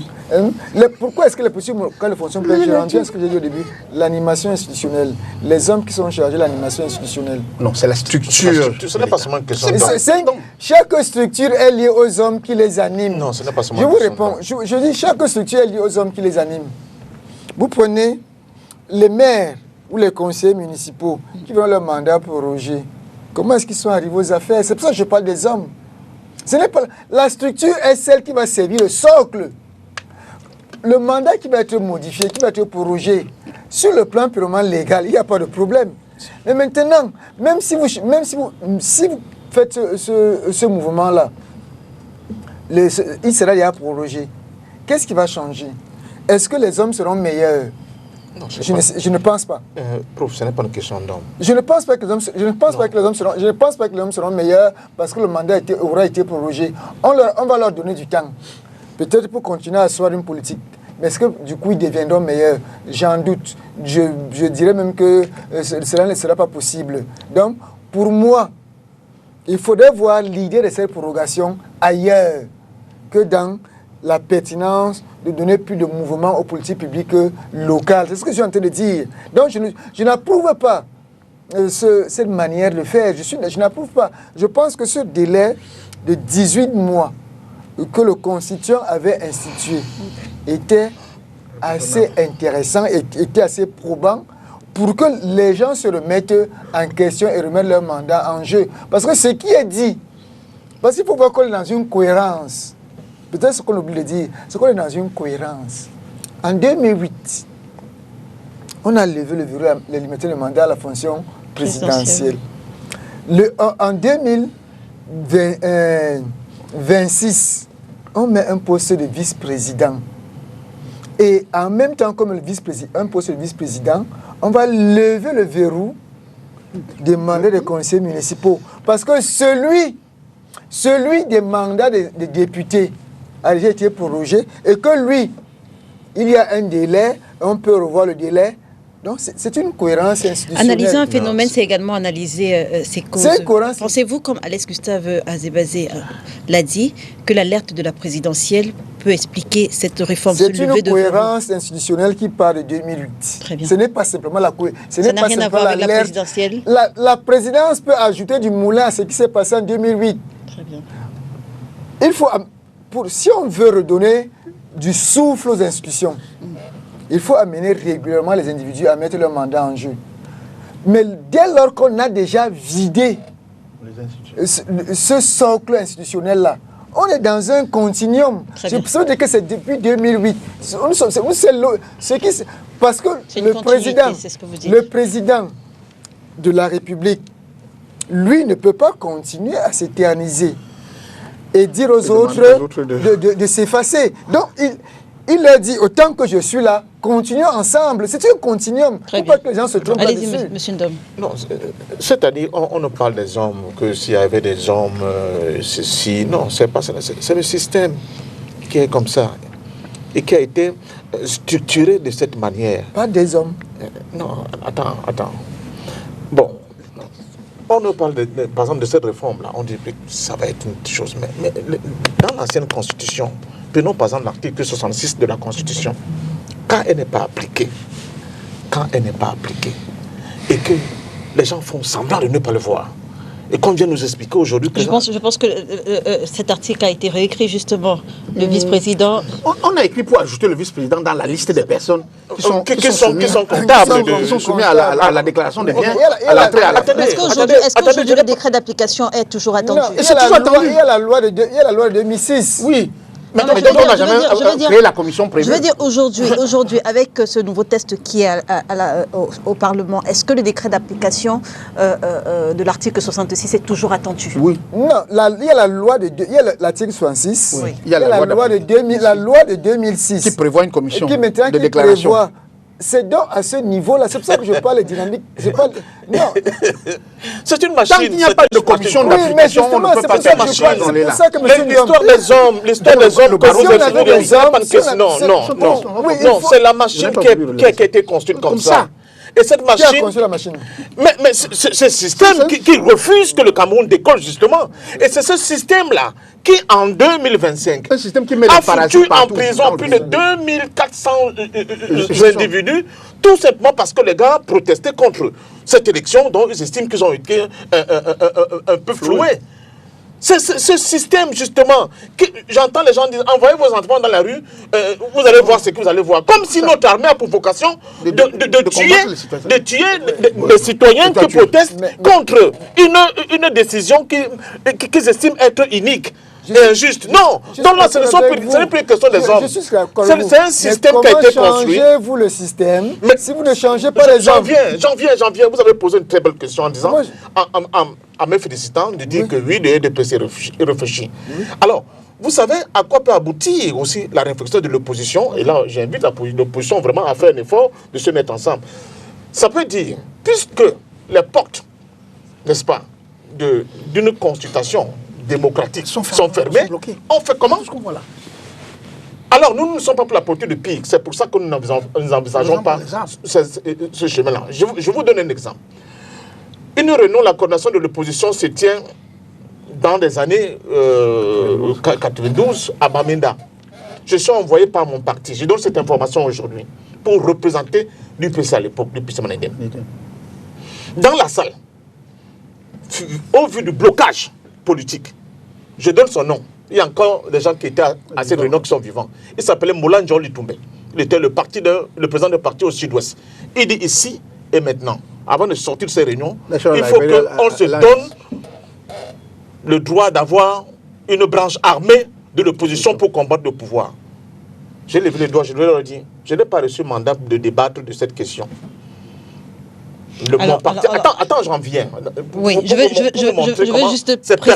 veux juste préciser que malheureusement, je ne suis pas au fait de cette information. Non, ça n'a rien à voir. Ça n'a rien à voir, c'est un acteur qui parle. Et vous citez une personnalité que je connais. Attends, je vous cite ceux qui étaient là. Il y avait John Fundi, il y avait ceux qui sont, je parle les vivants maintenant, allons aux vivants. Il y avait M. Aminou Bielo, Nietzsche, le député, Jean-Jacques Kindi, il est encore vivant. J'oublie certains. Pareil, voilà. Ils sont encore vivants. Non, je ne sais pas si Pareil est encore vivant, j'en sais pas. Mais vous savez ce qui s'est passé, madame? C'est qu'il y a des gens qui ont une haute estime pour le Cameroun et qui ne peuvent pas suivre le RDPC et ce système et ce régime dans sa démarche. Si tout le monde voulait faire pareil, on n'aurait plus de pays. Et c'est pour ça que nous interpellons le chef d'État en disant, attention, vous ne pouvez pas continuer comme ça, indéfiniment, n'est-ce pas, en créant des situations qui violent la Constitution sur laquelle vous avez juré. C'est pour ça que je parle sur laquelle vous avez juré. Parce que sinon, on rentre dans une situation... Non, ce ne sont pas des hommes. C'est un système qu'on a construit et qu'il a hérité et qui continue, n'est-ce pas, dans une démarche qui ne veut pas ouvrir le jeu pour que les Camerounais puissent se sentir à l'aise dans ce pays. Donc, honnêtement, ce qui se passe au Cameroun c'est un crève-cœur. De voir que des gens qui jurent chaque jour, qui sont là pour aider le pays à se développer, à tirer vers le haut, à vivre en harmonie, ils ont parlé de vivre ensemble et tout, sécrètent, de par leur manière de se comporter, de par leur manière de décider, de par leur manière de gouverner, des situations qui peuvent nous entraîner facilement dans le chaos. Même cette question de la vice-présidence, si elle gérait telle que, moi je présume les intentions de leurs acteurs, nous allons aboutir à un chaos. Ça c'est clair, parce que les gens n'en peuvent plus de continuer à avoir un groupuscule bien installé qui veut confisquer le pouvoir et qui n'entend pas raison par rapport au cri profond du peuple qui demande quand même qu'il y ait des réformes pour nous puissions avoir un autre Cameroun. Alors, Maître, le calendrier électoral, finalement, l'un des piliers de la démocratie, se retrouve aujourd'hui placé sous le contrôle quasi exclusif du chef de l'État, mais qui est également le président national d'une formation politique, la vôtre, le Rassemblement démocratique du peuple camerounais. J'interroge avec vous, finalement, la sincérité des processus électoraux au Cameroun, même si vous me direz que la politique, vous l'avez dit tout à l'heure, ce n'est pas le voir bébé. Vous avez fini par nous dire de ne pas travailler, en fait, c'est ça. On va nous dire, écoutez, prenez le programme de l'opposition, appliquez-le et c'est bon. Non. Mais c'est des choses bonnes, vous nous n'appliquez pas, pourquoi? nous avons notre programme que nous appliquons. Nous sommes au pouvoir.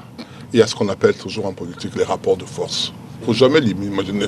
Lorsque les gars partaient d'Indoko, Tipo arrivaient à Bounanjo, etc., qui avaient les villes mortes, à l'époque, l'opposition avait un rapport de force favorable. Ils ont été incapables de prendre le pouvoir lorsqu'ils ont gagné les élections législatives.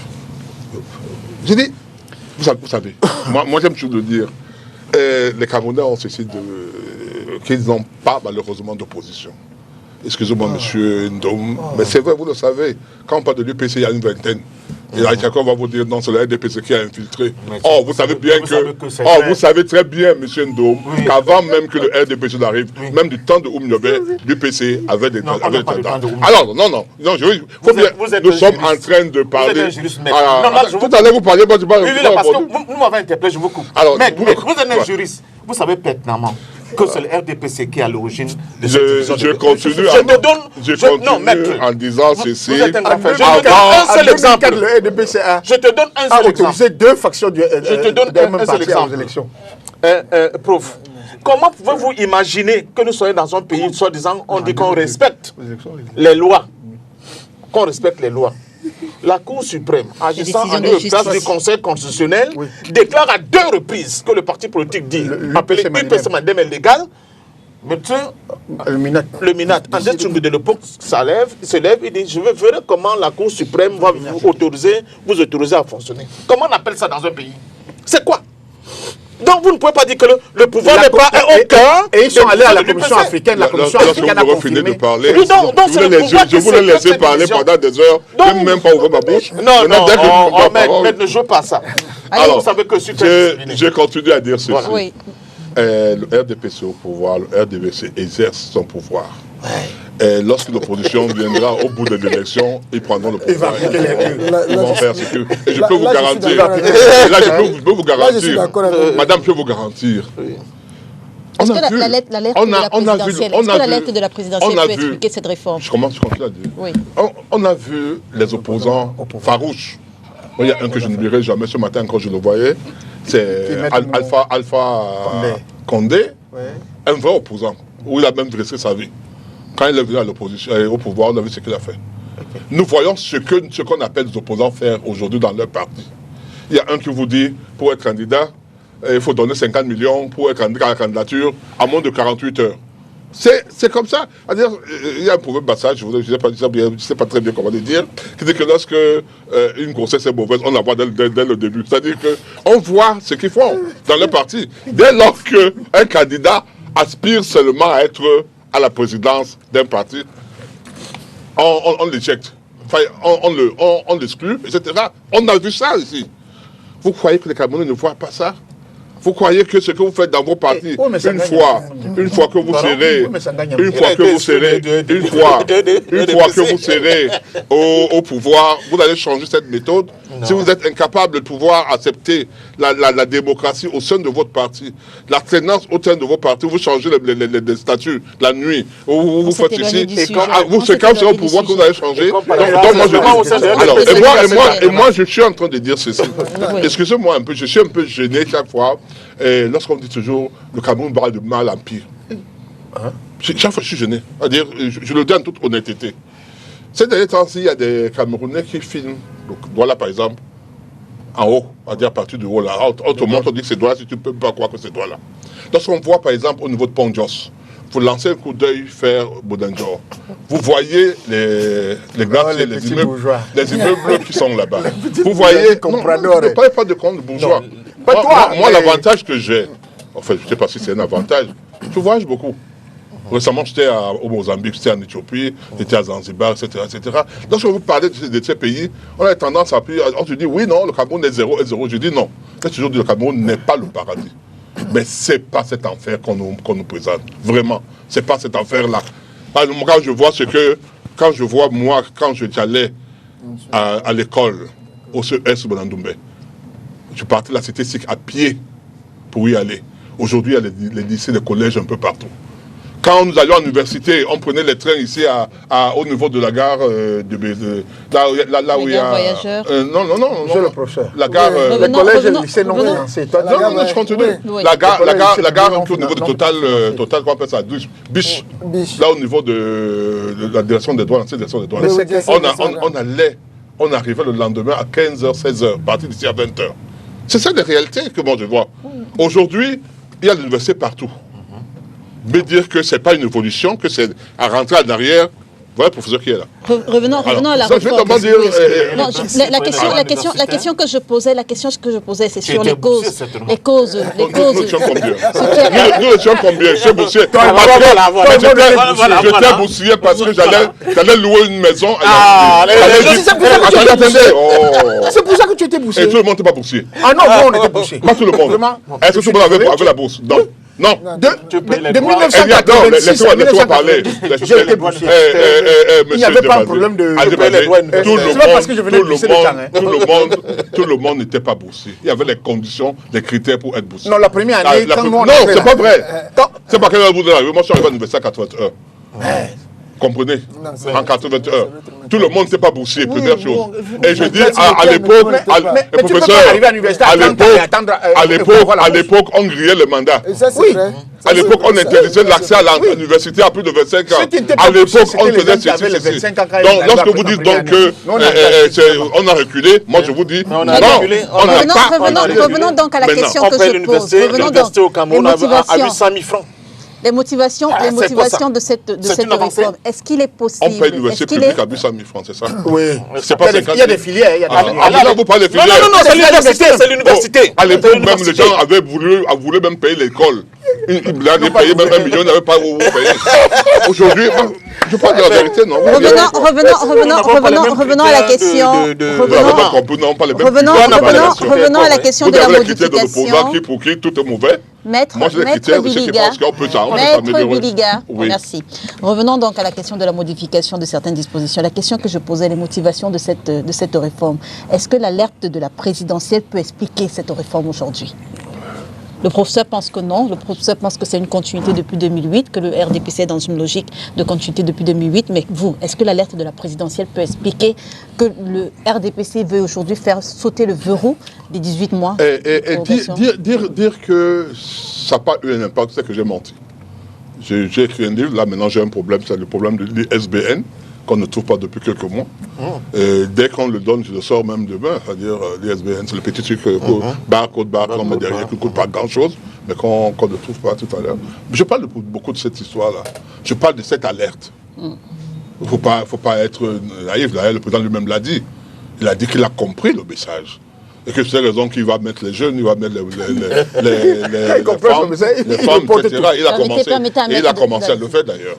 Donc je veux dire qu'en réalité, tout le monde a vu que moi j'étais représentant du parti dans la 5e. Pour tous les bureaux de vote, avec l'ancien maire, l'adjoint au maire Tamadjo, et Maître Tegem, on était chargé de visiter. J'ai vu. J'ai vu la mobilisation, j'ai vu de l'opposition, j'ai vu. Tu ne peux pas nous le nier. Et on a battu, on a été battu à Douala, tout le monde le sait. On ne le lit pas. Donc je vais dire que c'est une alerte qui est réelle et le parti politique qui est le nôtre doit pouvoir l'intégrer. Pour une évolution pour le lendemain. Alors, est-ce que c'est sur cette base-là qu'ils ont... Mais moi, je m'associe beaucoup plus à la réflexion du professeur, qui dit une certaine cohérence, en fait, pas d'une certaine cohérence, pour, à partir de 2008, pour pouvoir, avec les différentes élections, avec les différentes prorogations, etc. Je pense que c'est ça. Mais je me dis qu'on ne peut pas ne pas tenir un parti politique qui ne se remet pas en cause, qui ne tient pas compte des résultats des élections, n'est pas un parti politique. Je pense que nous, on en tient compte. Alors, Alex Gustave, le Cameroun fait face depuis quelque temps déjà à une inquiétante recrudescence des viols et assassinats d'enfants. Comment est-ce que vous analysez ce phénomène? Je ne sais pas si j'aime la force d'en parler, parce que sur les réseaux sociaux, j'ai de plus en plus peur d'ouvrir certaines pages, parce que dès que tu l'ouvres, tu tombes sur un cas de féminicide. On s'en plaignait. Maintenant, les infanticides, on en compte. Vous savez, quand on est parent, quand on est grand-parent, comme c'est le cas pour nous, quand on est responsable de communauté humaine importante, on est sonné de se rendre compte que, ou d'imaginer qu'un enfant peut être, un enfant peut pas trouver la mort, il peut être tué. Parce qu'un accident peut arriver, mais ce n'est pas des accidents. Et ce qui est grave, je l'ai dit peut-être à l'entame de l'émission, c'est qu'on n'a pas le sentiment que la mobilisation institutionnelle pour combattre ces pratiques-là. J'entends certains me dire, non mais on ne va pas mettre un procureur derrière chaque... J'entends les gens dire c'est les familles qui doivent, c'est les familles qui doivent. Je dis, les familles ne se sont jamais organisées seules, sans le rôle premier de l'État qui a la force, qui a la contrainte, la vraie contrainte, la vraie contrainte légale, pas la force. Moi, j'ai entendu quelques amis, ou bien quelques amis contradicteurs dire le fait d'avoir condamné le monsieur qui a tué Mathis à Yaoundé à 500 millions d'euros et à la peine capitale est un message. Je dis, ça peut aussi être spectaculaire, sans aborder la question de fond. Et l'une des questions de fond, c'est quoi? Je perçois, je n'ai pas fait une étude approfondie, je perçois un malaise énorme dans des familles.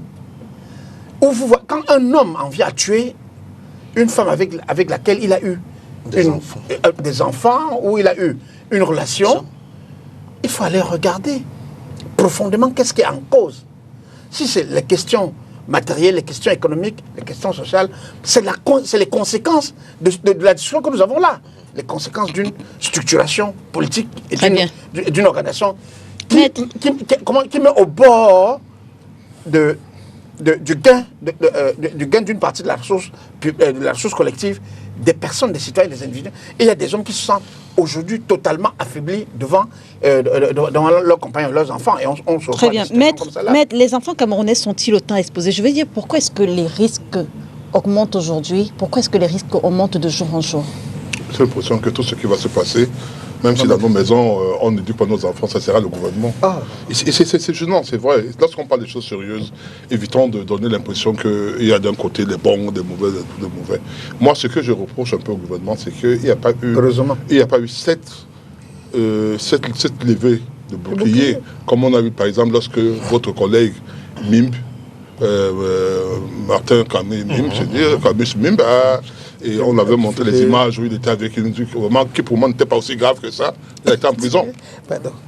Il a été en prison. Par contre, il y a eu un autre journaliste dont ton collègue est venu dire que lui aussi avait fait des trucs incestueux avec sa fille. On n'a rien fait. On n'a rien dit. Donc moi, je pense que c'est cette faute. C'est ça qu'il y a un repos. C'est que faut que Mme Gane l'a dit la dernière fois, Irène Gane, elle a parlé, mais on n'a pas senti cette... collectif. Oui, il fallait vraiment que ce soit vraiment collectif. Le Premier ministre en a parlé récemment, c'est vrai, mais on n'a pas ressenti ça. Je pense que c'est ça qu'il faut faire. Maintenant, j'étais sur un plateau de votre concurrent il y a 2 jours et 3 jours. C'était jeudi, et je lui parlais de ce qu'on appelle, c'est-à-dire que j'avais un livre, un journal que je lisais beaucoup. On l'appelle Détective. C'est un auteur français. J'ai cessé de le lire parce que chaque fois que je le lisais, il avait lu pendant environ 20 ans. C'était, pour moi, je disais, personne ne l'avait acheté. Il y avait trop de meurtres. Avec l'affaire Viemin, Grégory, etc., etc., etc. Et je me suis dit, ça me gâtait les journées. L'être humain est par essence violent. Il est par essence violent. Il y a ce qu'on appelle les criminels nés, comme disait Lombroso. Il y a des gens qui sont par essence violents. Maintenant, le contexte peut également jouer dans la violence. Il a évoqué ça. Lorsque vous êtes dans une maison où vous n'avez pas à manger, il y a beaucoup plus de violence. Parce que le minimum, vous n'avez pas. Tout le monde, on a le sang à l'œil pour parler camerounais, on a le sang à l'œil. Même un petit truc peut dégénérer. Mais d'une manière générale, je crois également que les réseaux sociaux ont joué également un rôle dans cette histoire-là, dans ce sens que même lorsque quelqu'un est en danger, au lieu qu'on par exemple, essaie de sécuriser la personne, ce qu'on met en priorité, c'est les images qu'on prend et qu'on balance etc. Donc je veux dire que ça banalise finalement les meurtres, ça banalise finalement le mal. Alors que si il n'y avait pas cette exposition, c'est-à-dire comme si les gens ont envie de voir du sang, c'est-à-dire ils aiment le sang, chaque fois ils en parlent, etc. Moi j'ai vu une image, c'est la dernière qui m'a vraiment choqué, c'était un jeune homme qui devait avoir dans les 15 ou 20 ans, qui avait une petite fille de 4 ou 5 ans. On l'a attrapé et on a enlevé son truc. Il y avait le sang partout sur lui, etc. Quand j'ai vu ça, j'ai sauté. Je pense qu'il faut la sanction a aussi un rôle d'éducation et de persuasion. Mais même si, je le disais la dernière fois, même s'il y a la sanction, tant que l'être d'individu lui-même n'entre pas dans ce processus de pacification ou de paix, la sanction peut ne pas servir à grand-chose. Je vais déjà donner l'exemple, je terminerai par là. Les 2 cas d'exécution de la peine de mort au Cameroun qu'on a eu à faire avant le moratoire tacite qui existe, le dernier c'était les tueurs de Mpondo. C'était vers l'aéroport. C'est-à-dire à l'époque c'est vraiment le village, hein, c'était là-bas. L'avant-dernier c'était ici au stade Oris. Au stade Oris, c'est la vallée qui sépare Bali à Bodinjo. Derrière ESODEL, Eneo, je crois que c'est ça. Eneo. Ces gars, c'était les voleurs qu'on exécutait. Pour vol aggravé. Pendant qu'on les exécutait, on arrêtait d'autres personnes en train de voler. Qui se tiraient. Voilà. C'est une réalité. C'est-à-dire qu'à un moment donné, on se dit, les gens n'ont même plus peur de la peine de mort, n'ont même plus peur de la sanction. Ils se disent, c'était les malchanceux, on les a attrapés, moi je peux faire la même chose, etc.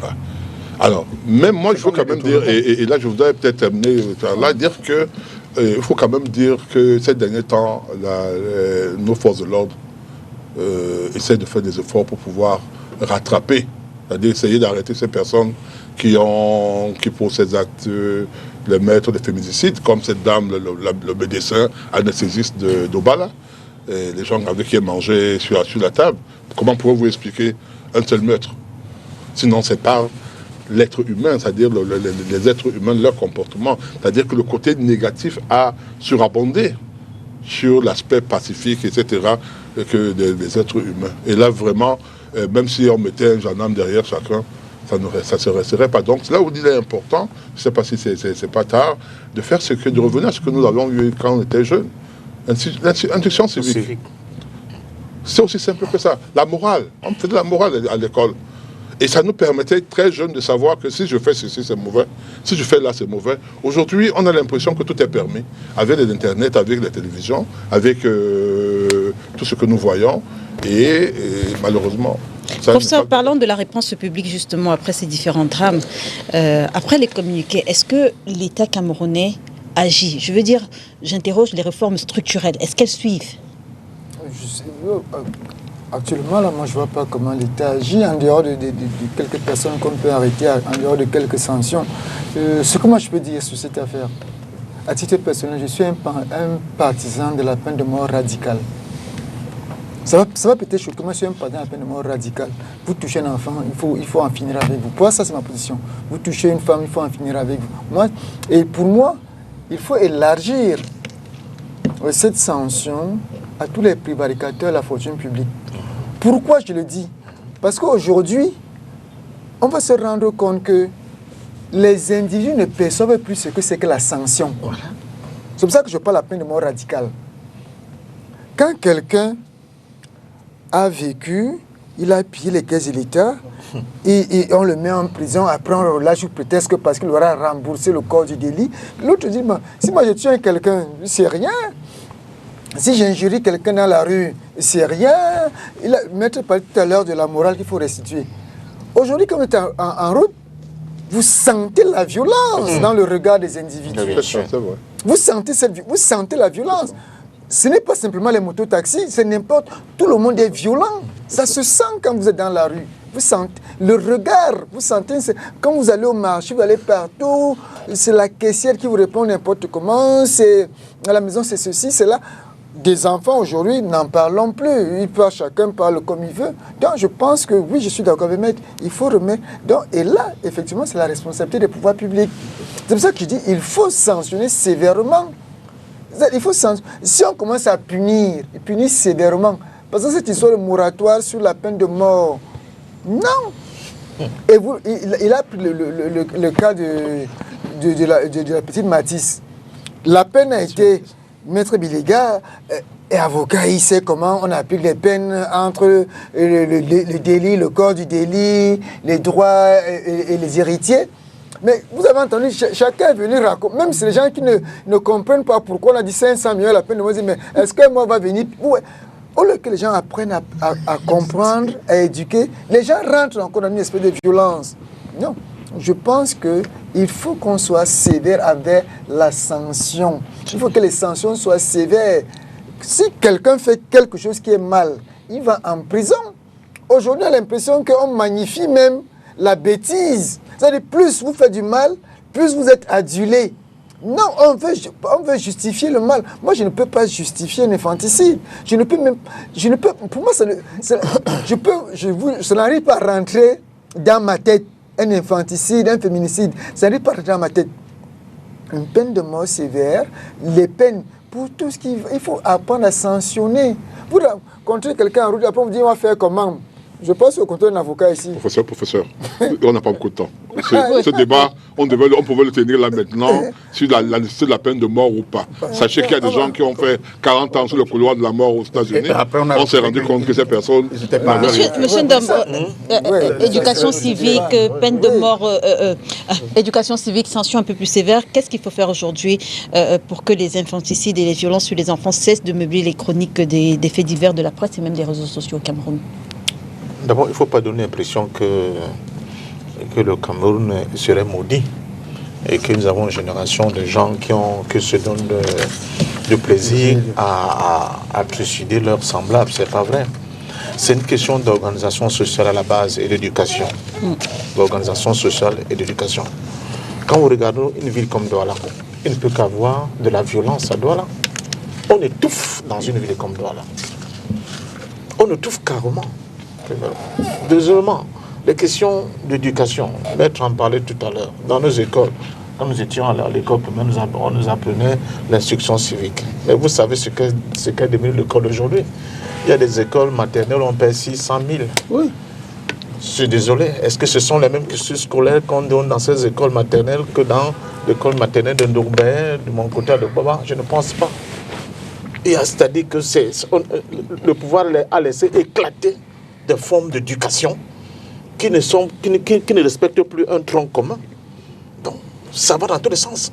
Les enfants, à la maison, sur le plan culturel, nous sommes domestiqués par des cultures de caniveaux qui viennent d'ailleurs. Qu'est-ce qu'on regarde à la télé? Moi, je suis souvent surpris, quand j'entre chez moi, de voir ce que les enfants regardent avec cette affaire de Canal Plus Horizon et tout et tout. Même des dessins animés. Même des dessins animés. Maintenant, il y a un autre volet qui n'a pas été abordé, je ne sais pas très bien pourquoi. Mais pourquoi, subitement, il y a cette concentration de tous ces meurtres-là? Dans cette période où on attend un gouvernement qui n'arrive pas. Il y a aussi la question de l'obscurantisme. Ne l'évacuons pas. Il y a des gens qui pensent qu'aller voir un marabout qui va vous demander le sexe d'une gamine. Le crime rituel. Le crime rituel, ça existe. Oui. Ça existe. Mais nous sommes arrivés à ce niveau-là. D'où la question même de l'impunité des gens qui sont dans la prévarication de la fortune publique. Les gens pensent que parce qu'ils peuvent taper la main sur la caisse publique, qu'ils peuvent tout faire, acheter tous les marabouts, qu'ils vont leur demander les cœurs des enfants de 2 ans, les sexes des fous, etc., etc. Et ça va leur permettre de se maintenir au pouvoir. Nous sommes dans cette réalité-là aussi, qu'on ne peut pas du tout nier. Donc je pense qu'il faut tout remettre vraiment à zéro et reconstruire ce pays-ci avec une véritable vision.